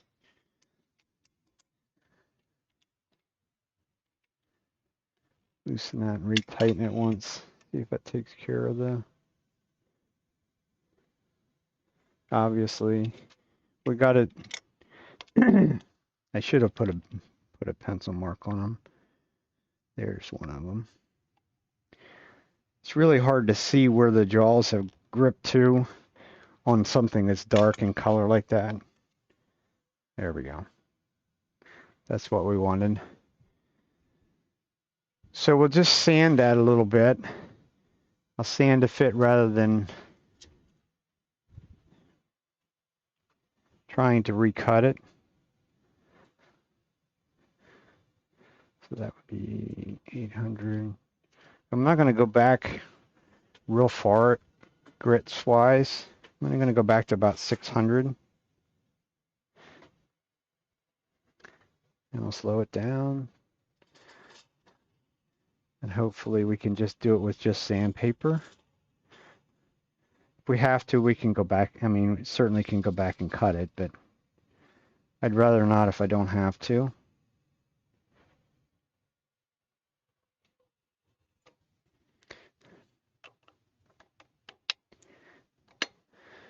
Somehow or another, I think I might as well just bite the bullet and cut it, because it doesn't feel like, feels like there's a little bit of a, sort of a little bit of a lump back there. So I'm going to use a parting tool, but I'm also going to use a parting tool that's grounded at an angle. This is one that I would use for my dovetail jaws, because we know that where it's tight is just there at the very back edge of that. Or not. Okay. We're going to be very, very gentle.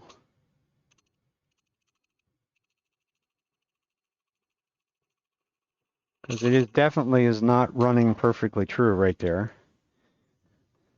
There we go. That's what I wanted. That's the fit. I want it just to pop right off.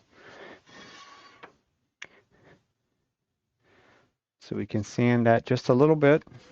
Really more so just to knock this. There's a little bit of a sharp edge here.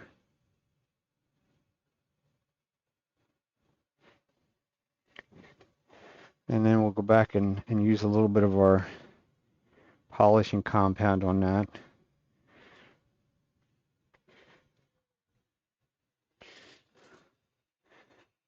And give it a nice smooth texture.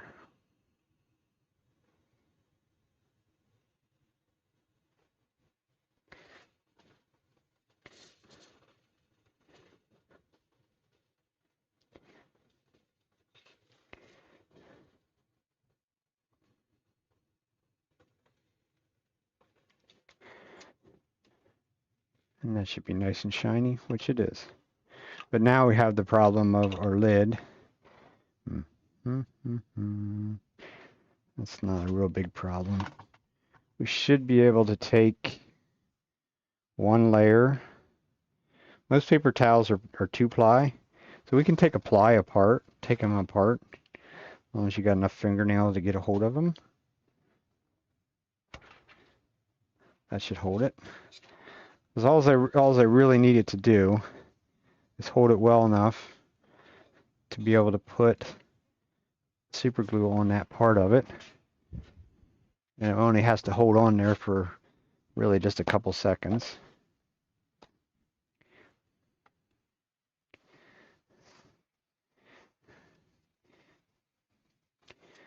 While we apply our finish. I mean, it is super glue, but I use it as a finish.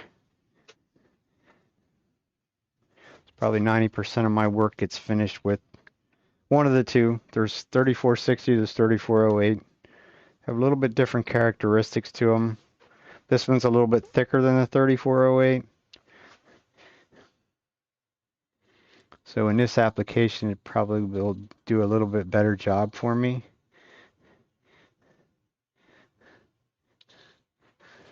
That's it. That's all we need to put on. I don't need to get carried away because it's stabilized material for one.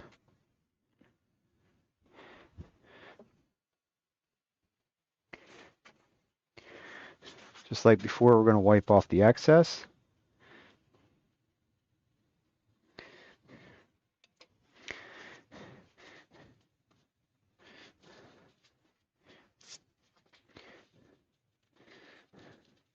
Because if there's excess lays on the surface, it won't necessarily flow out and dry smooth and flat. And then that would cause us to have to sand some of that. We'll give that a little spin, a little shot of activator.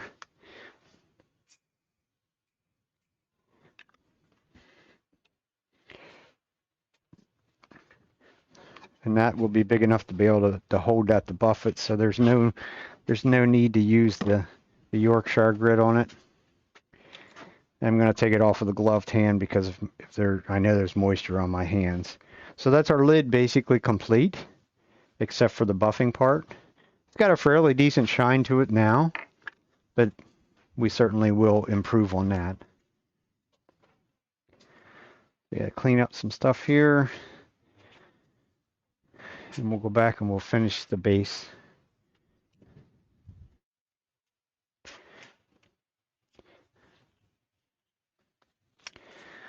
Which we will hold that on a jam chuck, which is the ideal way, really almost the only way. I've seen some people do this maneuver right here, but as far as them jaws are open, it's going to put 8 little points, 8 little dots in there, and we don't want that.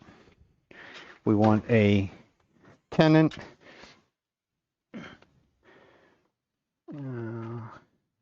Knew there was something I was going to do this afternoon. Was going to take one of these and make it smaller. It'll only take a second. These are leftovers from a project I was doing for the painting women.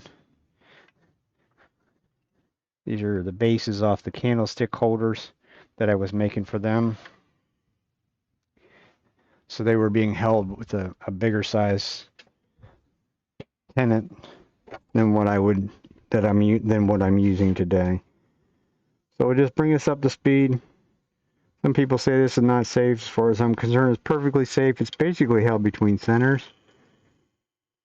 We're just going to reduce the size of the tenant down to more the size that we need for this chuck, which will be about there.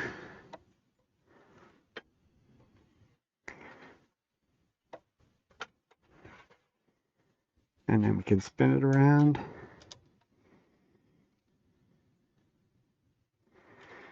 Grab it.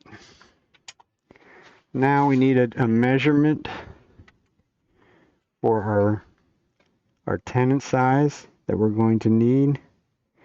We're going to make it, before we were doing everything a little bit bigger. This time we'll actually make it a little bit smaller than the opening of that. And then we'll open it up to what we need. Just like fitting the lid of the box, this is sort of the same scenario.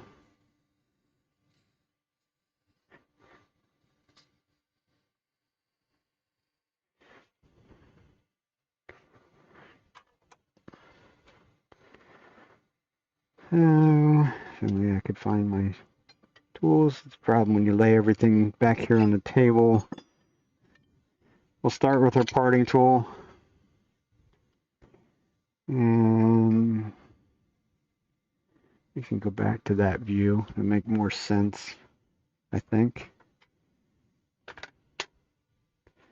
You'll at least be able to see what I'm doing more so.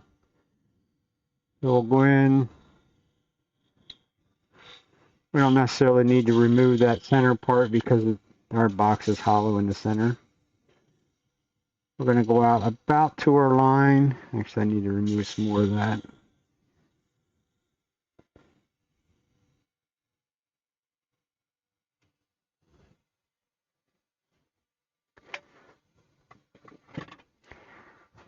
And we'll stop and we'll give it a look. It should not even be anywhere close, which it's not.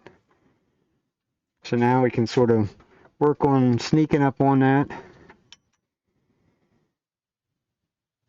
And actually, I'm going to remove a little bit more of this material in there.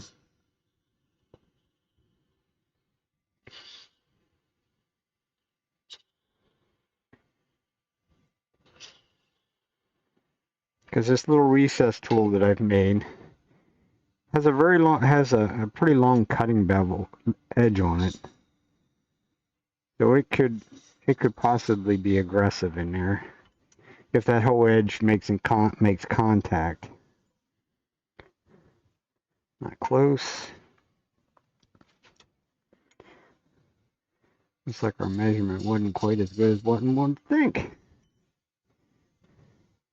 You got to remember you're taking off both sides at one time. Oh, might be a while.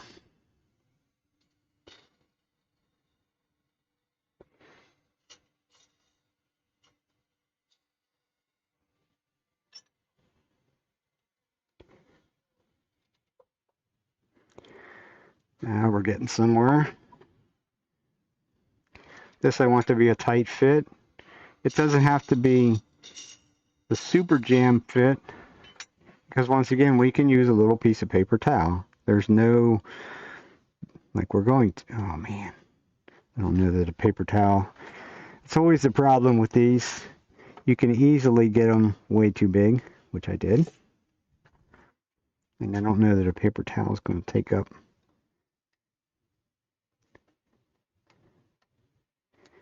I think we'll just recut it.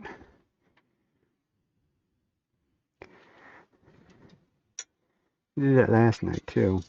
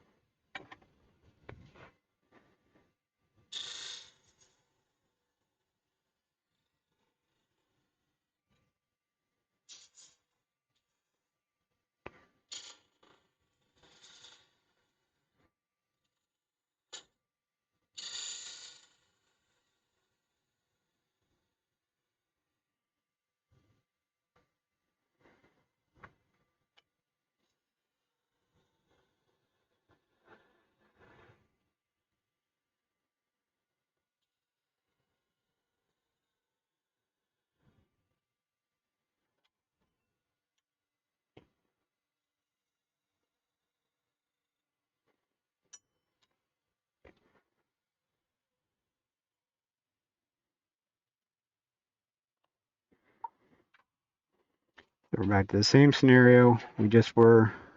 We're just going to try and sneak up on it.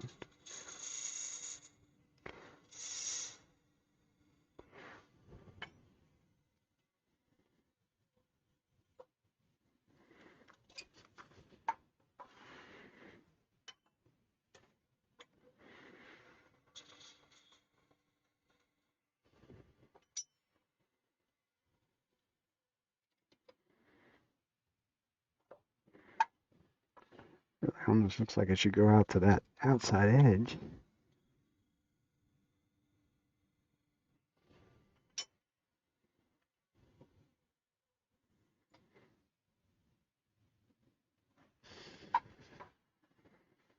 Getting closer.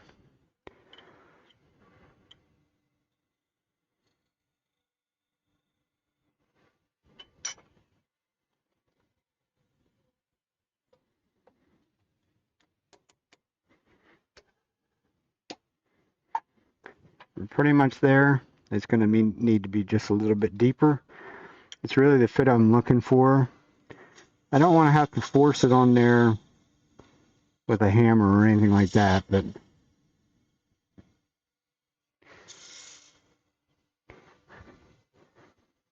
a good solid fit is really what I'm after.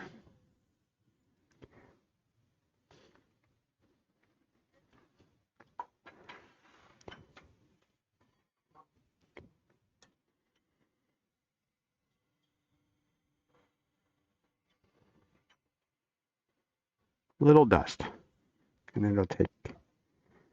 There we go. So that's not going to go anywhere. That's what I was looking for originally, to be that tight. But I also don't need quite that amount of material sticking out there, because I will have to get in there and sand a little bit and such. So we'll take this corner away.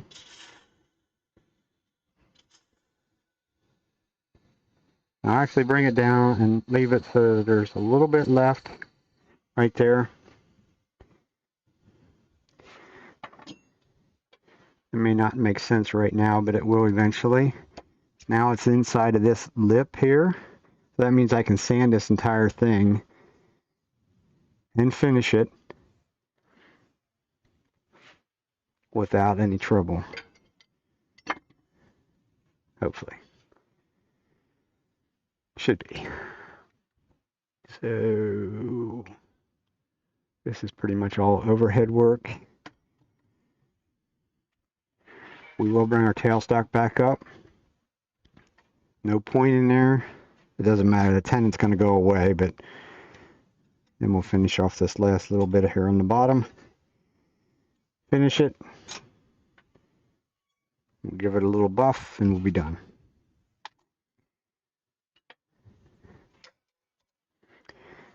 So it squeaked. That means things aren't totally true.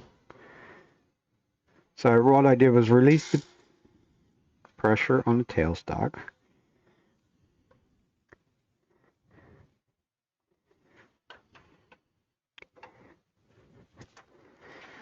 And evidently, there we go. Wasn't quite totally on, or you pulled it a little bit. There's a mark in the tailstock. So we're going to do something a little different with that. But what it's doing is there's still a ring from where it was turned between centers. So it's automatically going back into that ring. So if I just take, this is just a piece of, literally as a piece of wood that has been drilled out, big enough to go over this, and it sits back against the collar, and there's just a piece of leather up there. That will enable me to just put a little bit of pressure on there. I said a little bit of pressure.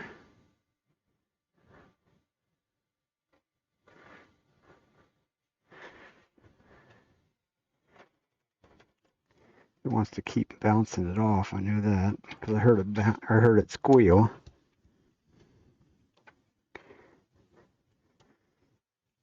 So we'll do that with it running rather than just so that it spins and it can't walk. It won't allow this to walk off, hopefully.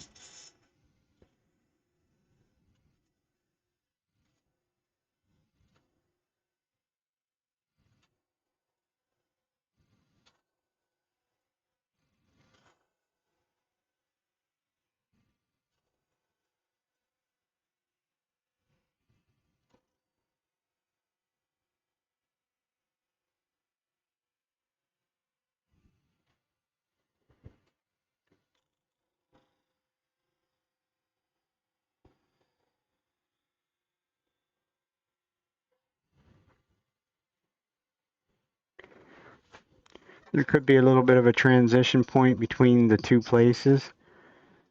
Tiny little bit of one. Nothing to get excited about for sure.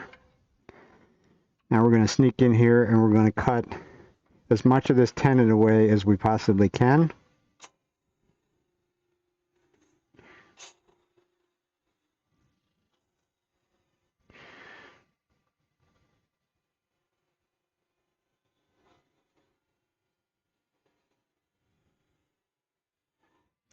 Make it a little bit of an undercut right there. And I think we'll go back and we'll sand and finish this part up here, and then we'll take the tailstock away and we'll use a scraper so that we push everything, all the forces then we'll be pushing forward, and then we should be all right. So back to sanding. Everybody's favorite job. Great. And we will sand right the same regiment that we've been. Start at 220, go the whole way through 1,000. Which that should be 2, 3, 4.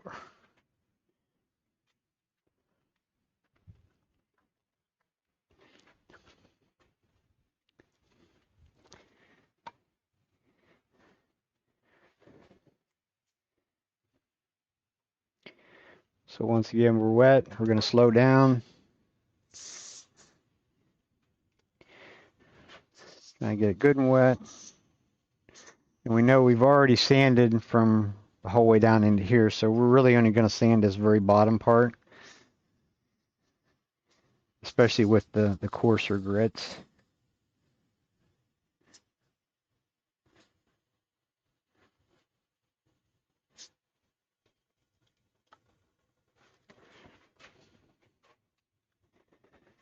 Paper towel.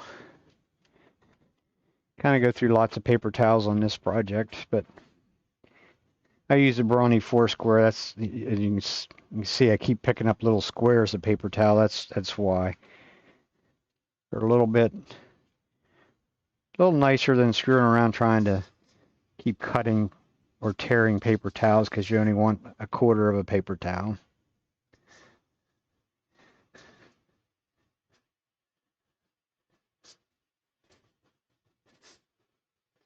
So that's our 320 done.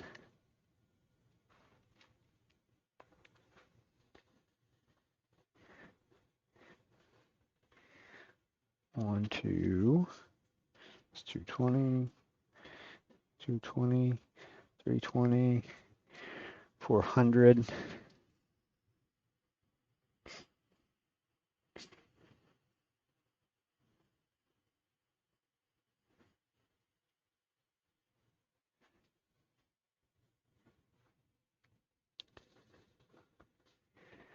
$600.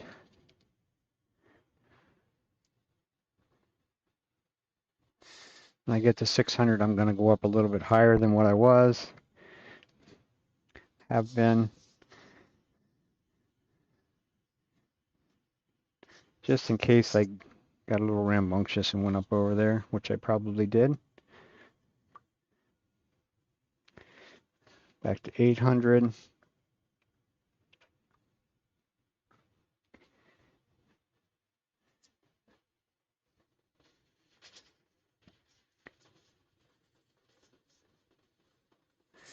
At 800 and 1,000, my best bet is to actually go the whole way up, because this rim up here is smaller than the little jam chuck is. So that will enable me to sand right up to that edge.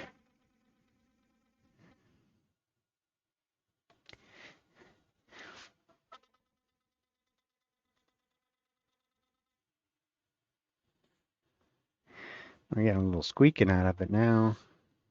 It's trying to move, is what that's telling you.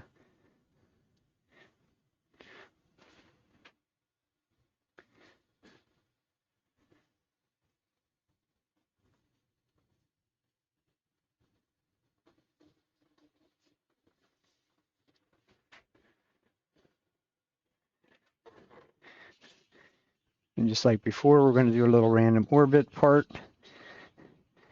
especially where the resin is at, because there's scratches. I can see scratches in the resin. So they won't, unless you break them up, they're not concentric with one another, you'll be able to see them. So if we break them up, they should buff out. Some of it will fill in with the super glue. The rest of it then we will buff out. Dry it off.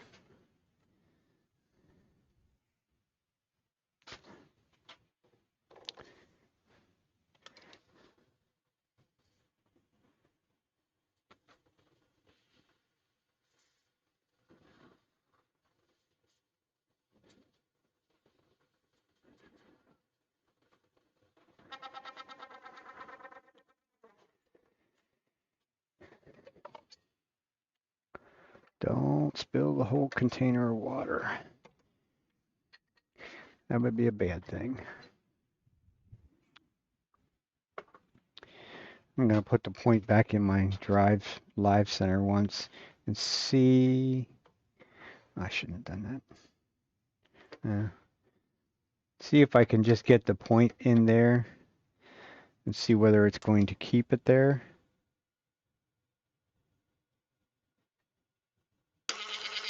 No, it wants to pull it loose.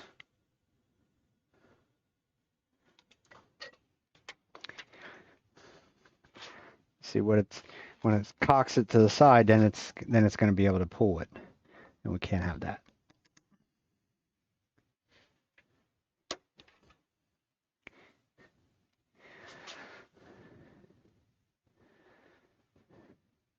So we're just going to have to be extra gentle, and hopefully it doesn't pop it out. Chances are if it pops it out, it probably will ding something. I could try one other thing. What's a different cone? It'll probably will do the same. thing, you know?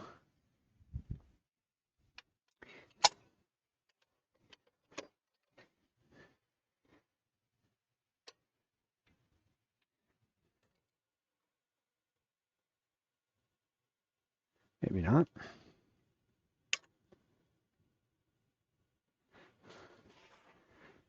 was trying to, but this is going to allow me to get a whole lot more of that out of there.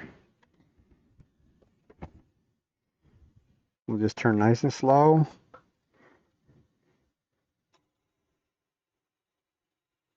This is a burl. I can go both ways. I'm used to doing things where I can only go across there.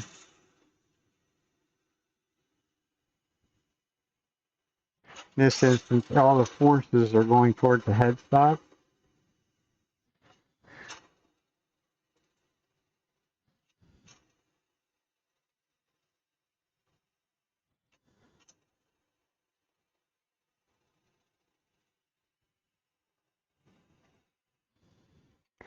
And our tailstock actually backed up a little bit. As you can see, it's holding it just fine.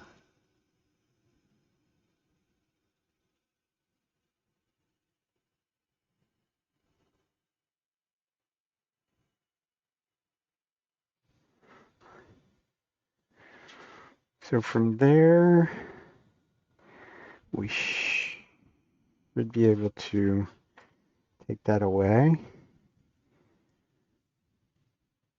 And we could switch back to where you can actually see a little better what I'm doing.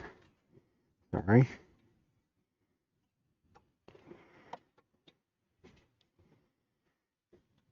And now we'll go back to a scraper, I think. Where's the scraper that I wanted?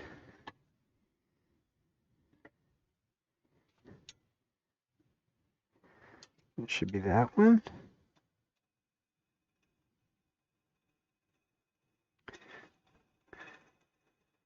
Very gentle. Pretty much all the force is going towards the headstock anyhow. Also have the tool rest back a little bit in case this does come back off. It won't bind up in between the tool rest and the headstock.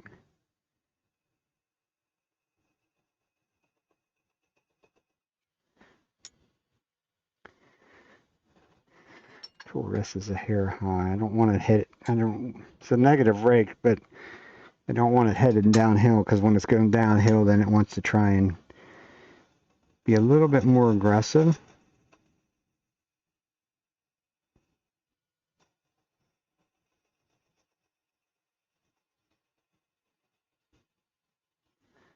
Give you an idea how non-aggressive it is. I don't even have it in a handle, which is probably not necessarily a great idea either, but we'll see whether we're concaved, but we have definitely have a dip in or a hump in the middle. So we're going to take that little bit out.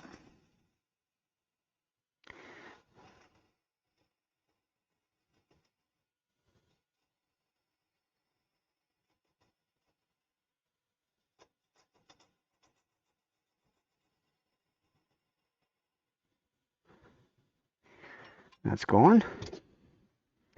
Make sure. Yep. This part I'm not going to screw around with the water. I'm going to sand it dry because I want to be able to finish things from now. This isn't the resin part. This is actually the stabilized material. So it will let you sand easy enough without the water. It's still going to clog the sandpaper up pretty quick.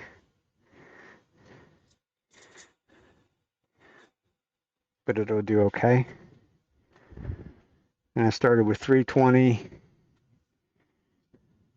Like I say, that's a scraped surface on something that's hard enough. You should be able to start fairly high on sandpaper. So the 320, 400. Even at 320, we could go across the middle a little bit. Because anytime you're at that dead center. It's not moving, so to speak. That was 400.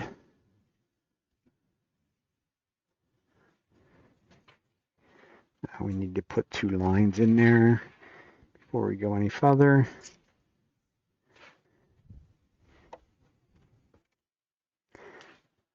Got to have a place to put our initials and make it look like you cared enough to have done something with the bottom other than sand it off.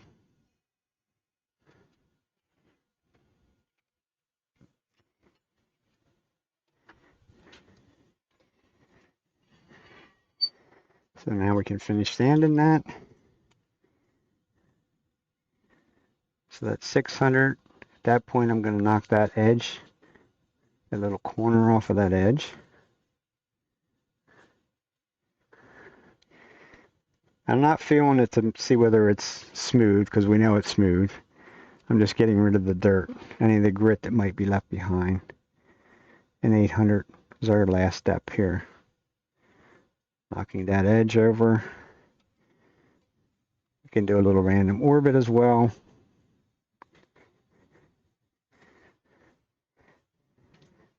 And now we're ready to finish it, I think. Wiping off any of the dust and dirt up there just to make sure that I don't have to do more work. And it doesn't look like we do. I used a permanent marker last night on that one. I wasn't impressed because it sort of, it didn't dissolve it totally, but it looked like it started to. So this time around we'll just take and use the pyrography pen.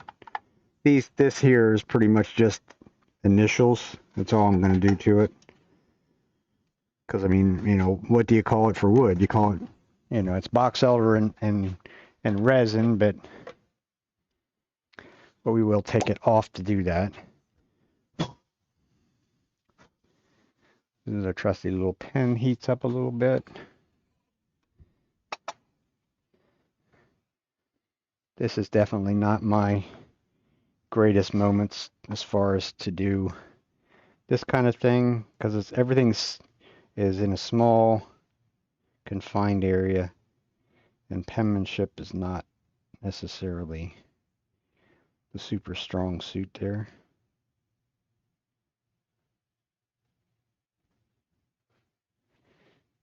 And it is stabilized wood, so it's kind of gunking things up a little bit.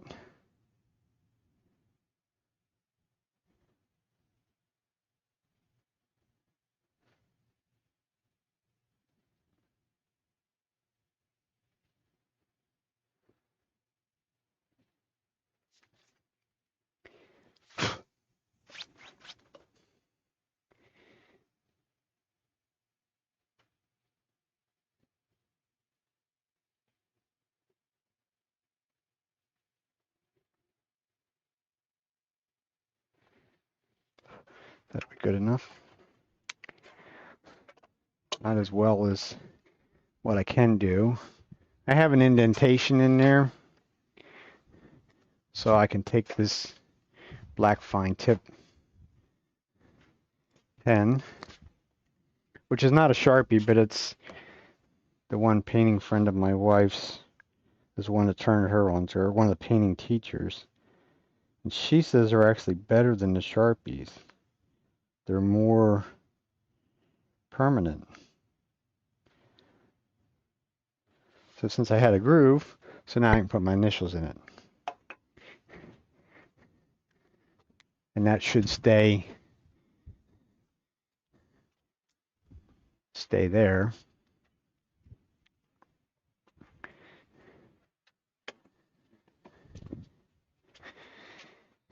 And we're going to do one more thing to ensure success, for one, and ensure that we don't stick it fast to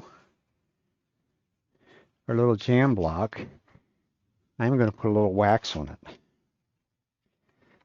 Super glue does not like wax. Will not stick to wax. So if we wax this edge, we could even wax down on that edge.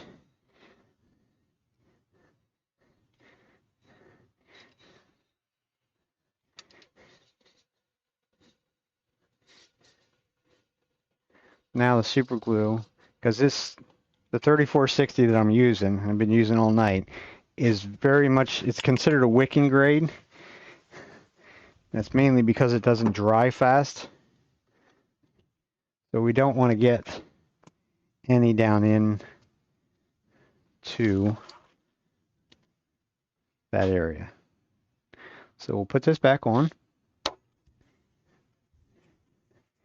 and then we will finish it.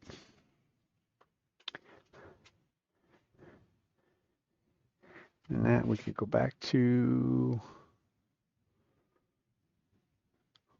overhead.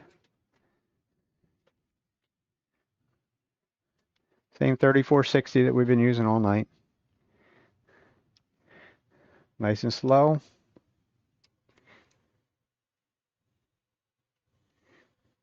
One nice coat. I can even dribble it on the top. It'll just follow it around. As you can see, it's very hard to get down into that corner without making a mess. That's all we're going to put on. We're not trying to saturate this. If it was just open grain wood, then we would be saturating it. I just want to fill up the pores. That's basically all I want to do with it. And then we're going to come back and we're going to wipe off the excess. And it's probably best if we do that by hand. And there's still moisture in there. This is setting up on me too quickly. Forgot I didn't dry that very well. So we're going to get as much of it off as we possibly can. This piece here we're going to end up having to sand a little bit. I can see that. Because it likes to set up, plastic on plastic likes to set up quicker.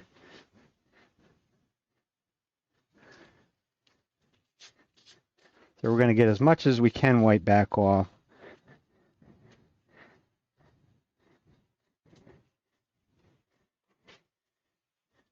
And I'm also going to accelerate it.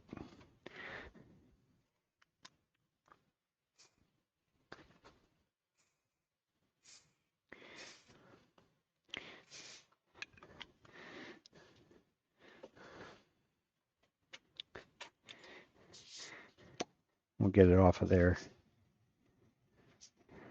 This one's going to cause me aggravation. Like I say, ideally would be to let these things sit here and dry. Like I say, CA glue cures in the presence of moisture. So there was still evidently there was still quite a bit of moisture on there, which means it set it off right away. There's all kind of little lumps and bumps on there we're going to have to contend with or deal with.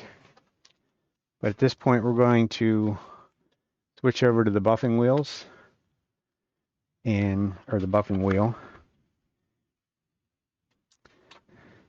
And we'll buff the lid while that base is setting up the rest of the way. And then we'll do that. And we know we're going to have to sand a little bit, some places on there, but we might as well buff and see how much of it comes off just by buffing. There'll be some of it comes off, some of it won't. But it does sand easily. It just clogs up sandpaper because it is plastic. So we'll get our buffing wheel set up.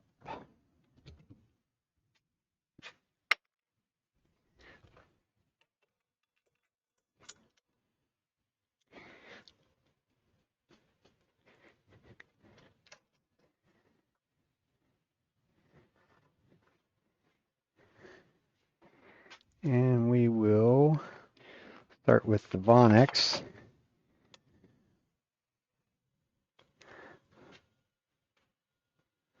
And we're going to have to widen back out so you can see. We'll start with our lid. The face shield back on. These dumb buffing wheels Send a lot of little pieces of cotton wheel at you. Speed is 1700 RPMs. As you can see what it looks like, it reflects light now, but it will do much better than that. We'll give it a little buffing. We'll bring the shine up nicely.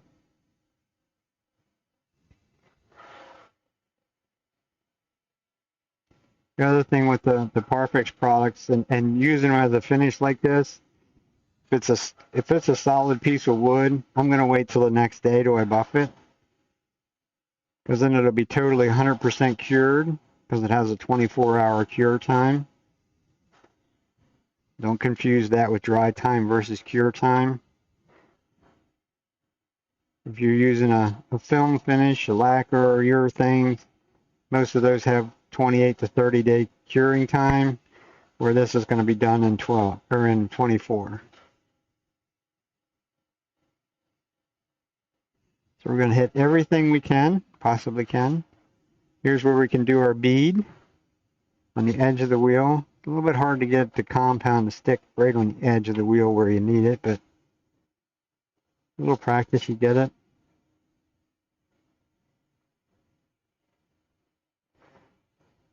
Light pressure. I want to send this thing flying.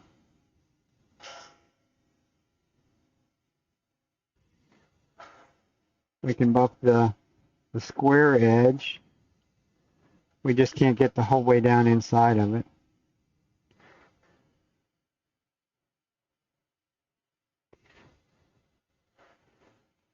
That's why I use the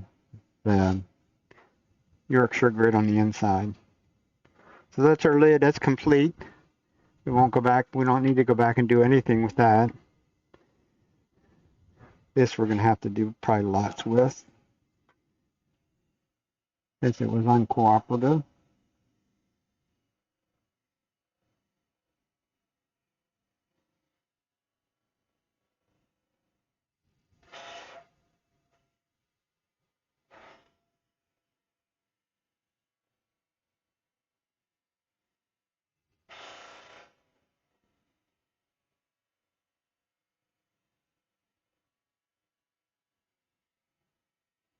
We can buff in multiple different directions too.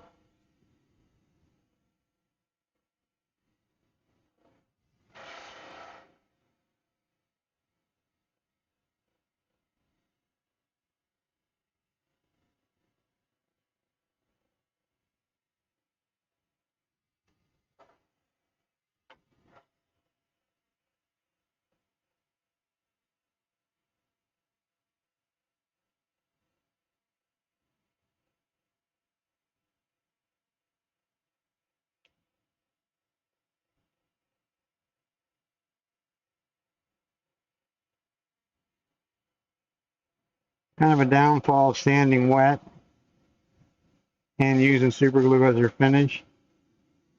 Like I say, this is going to cause me a lot more work than what I should.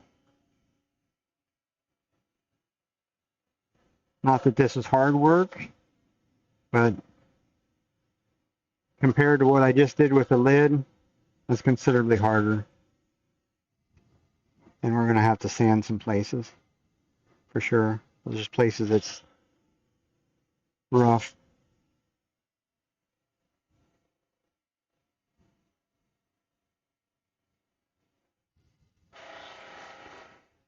Mainly on the resin part.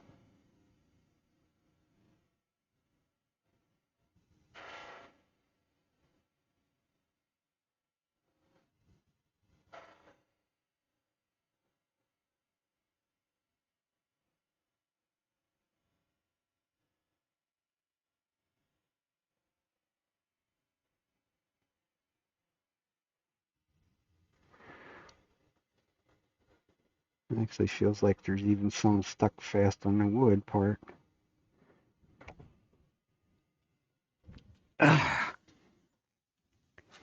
Should know better.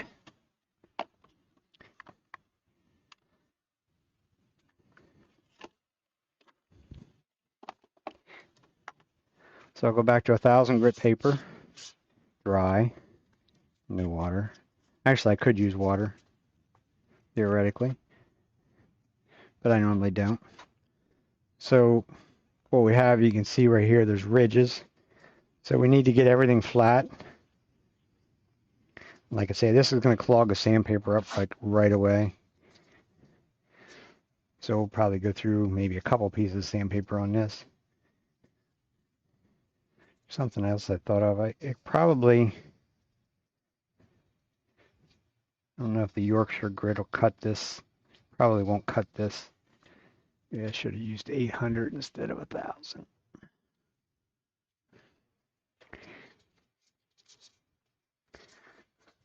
Because right up there at the top is kind of thick.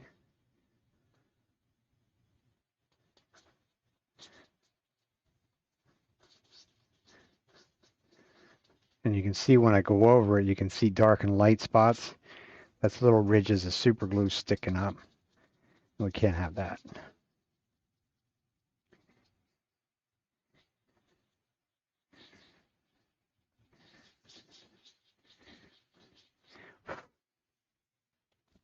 This is what happens when you get in a bit of a hurry.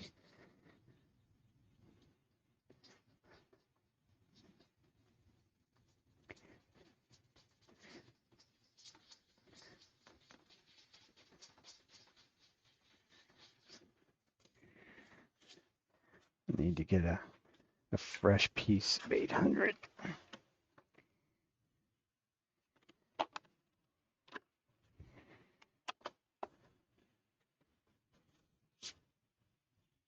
Huh. 800 is so thin, I always grab two.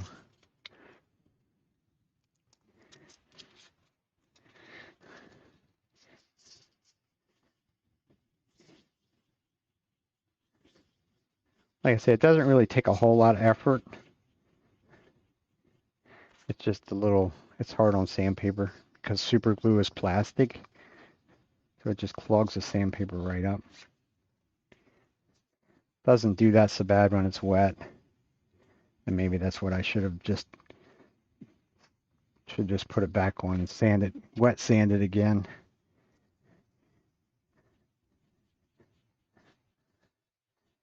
Because the super glue, whatever pores were open on the wood, they're already filled up. So now all I'm doing is knocking off the gunky stuff on the top edges.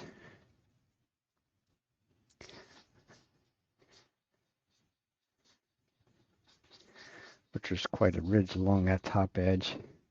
And that's probably more so from finishing that little bit that I did up around there earlier. That's what it looks like anyhow. If this was raw wood, dry raw wood, it doesn't, you skip this whole process. If we'd have waited for it to dry, we could have skipped this whole process.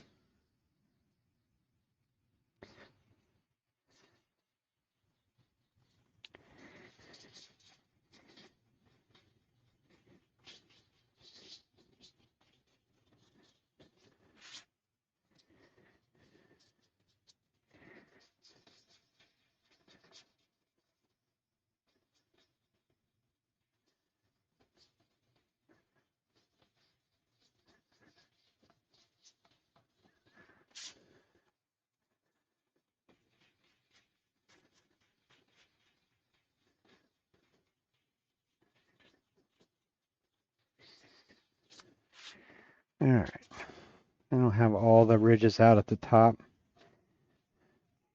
I think I have enough of them, maybe not. Still some right there.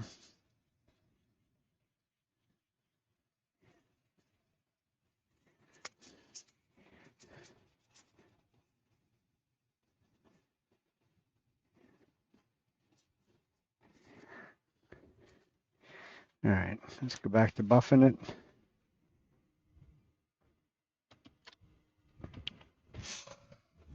I'm gonna clean off some of the caked on hard stuff off of there.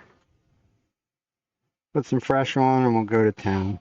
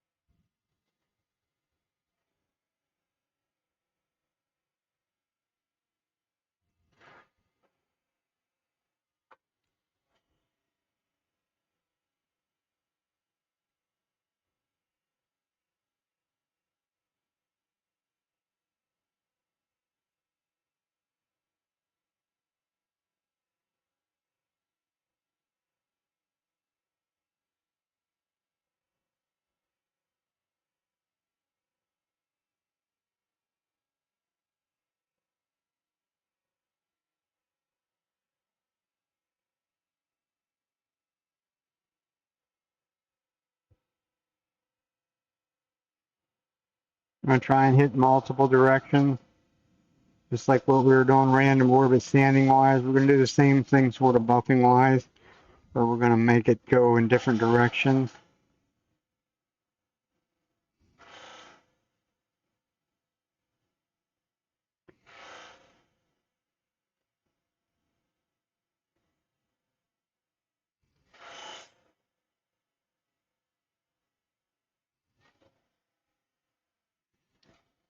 And be real careful buffing the bottom so it doesn't catch over the edge.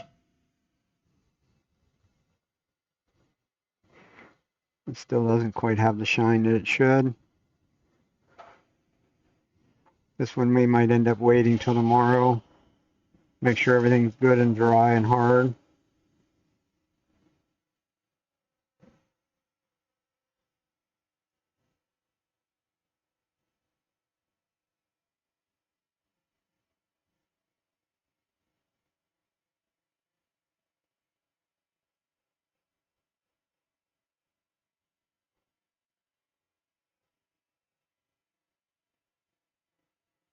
And we'll have to inspect it, because I'm sure, like right there, I can see there's some, as you flip it around in good light, you'll be able to see some of the places that is not smooth, which is the part of the super glue. It does have some little orange flecks in it. Not quite as much as what one would have thought that might have been, but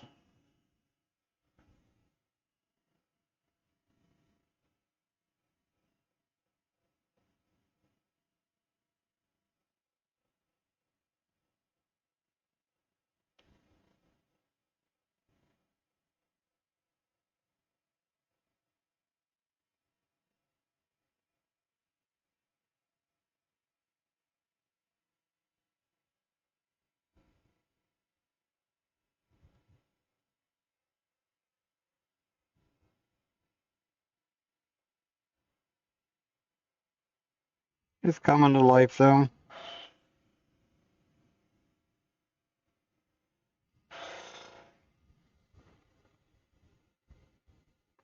Like I say, I'll wait till it's totally cured, which will be tomorrow.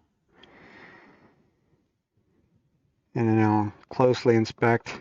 And right here is my inspectors, the fingers. And you run your finger, I mean, you can't necessarily always see. If you get them in the right light, you can see places, but your fingers will show you where they're at really quick and easily. And then we'll finish buffing it, and I'll put a coat of carnauba wax on it as well, which will bring the shine up to the next, basically up to the next level. But there's our little lidded box elder burl and resin. Got a little bit more work to do on the base. Like I say, I'll wait till tomorrow until the super glue is totally cured. It'll sand off easier. That goes with most of your finishes and stuff like that. If you try and sand them before they're really hard, then it really gums up the sandpaper. But there it is. Simple little, kind of a simple little project in a way. We do have some more of them, a little bit more of them in the works as far as making some more of them. They do take a fair amount of time to make as far as the blank goes, because the wood has to be really dry and stabilize the wood, and I don't necessarily have all the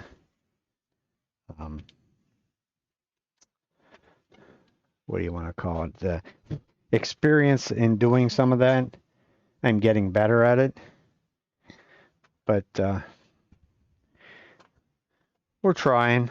That's all you can do. And there's always wood that you get that's kind of, I don't know, interesting in some ways, that you would like to do something with, but it's too punky. And right here's a piece of spalted maple.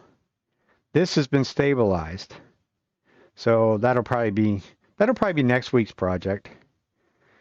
Probably stick with some more little lidded boxes, just by virtue of the craft show season is upon us. So other than that, that's pretty much all I have. If you like what you saw, it would be nice if you'd hit that subscribe button, and you could even hit the notification thing, because we're sort of planning on doing this at least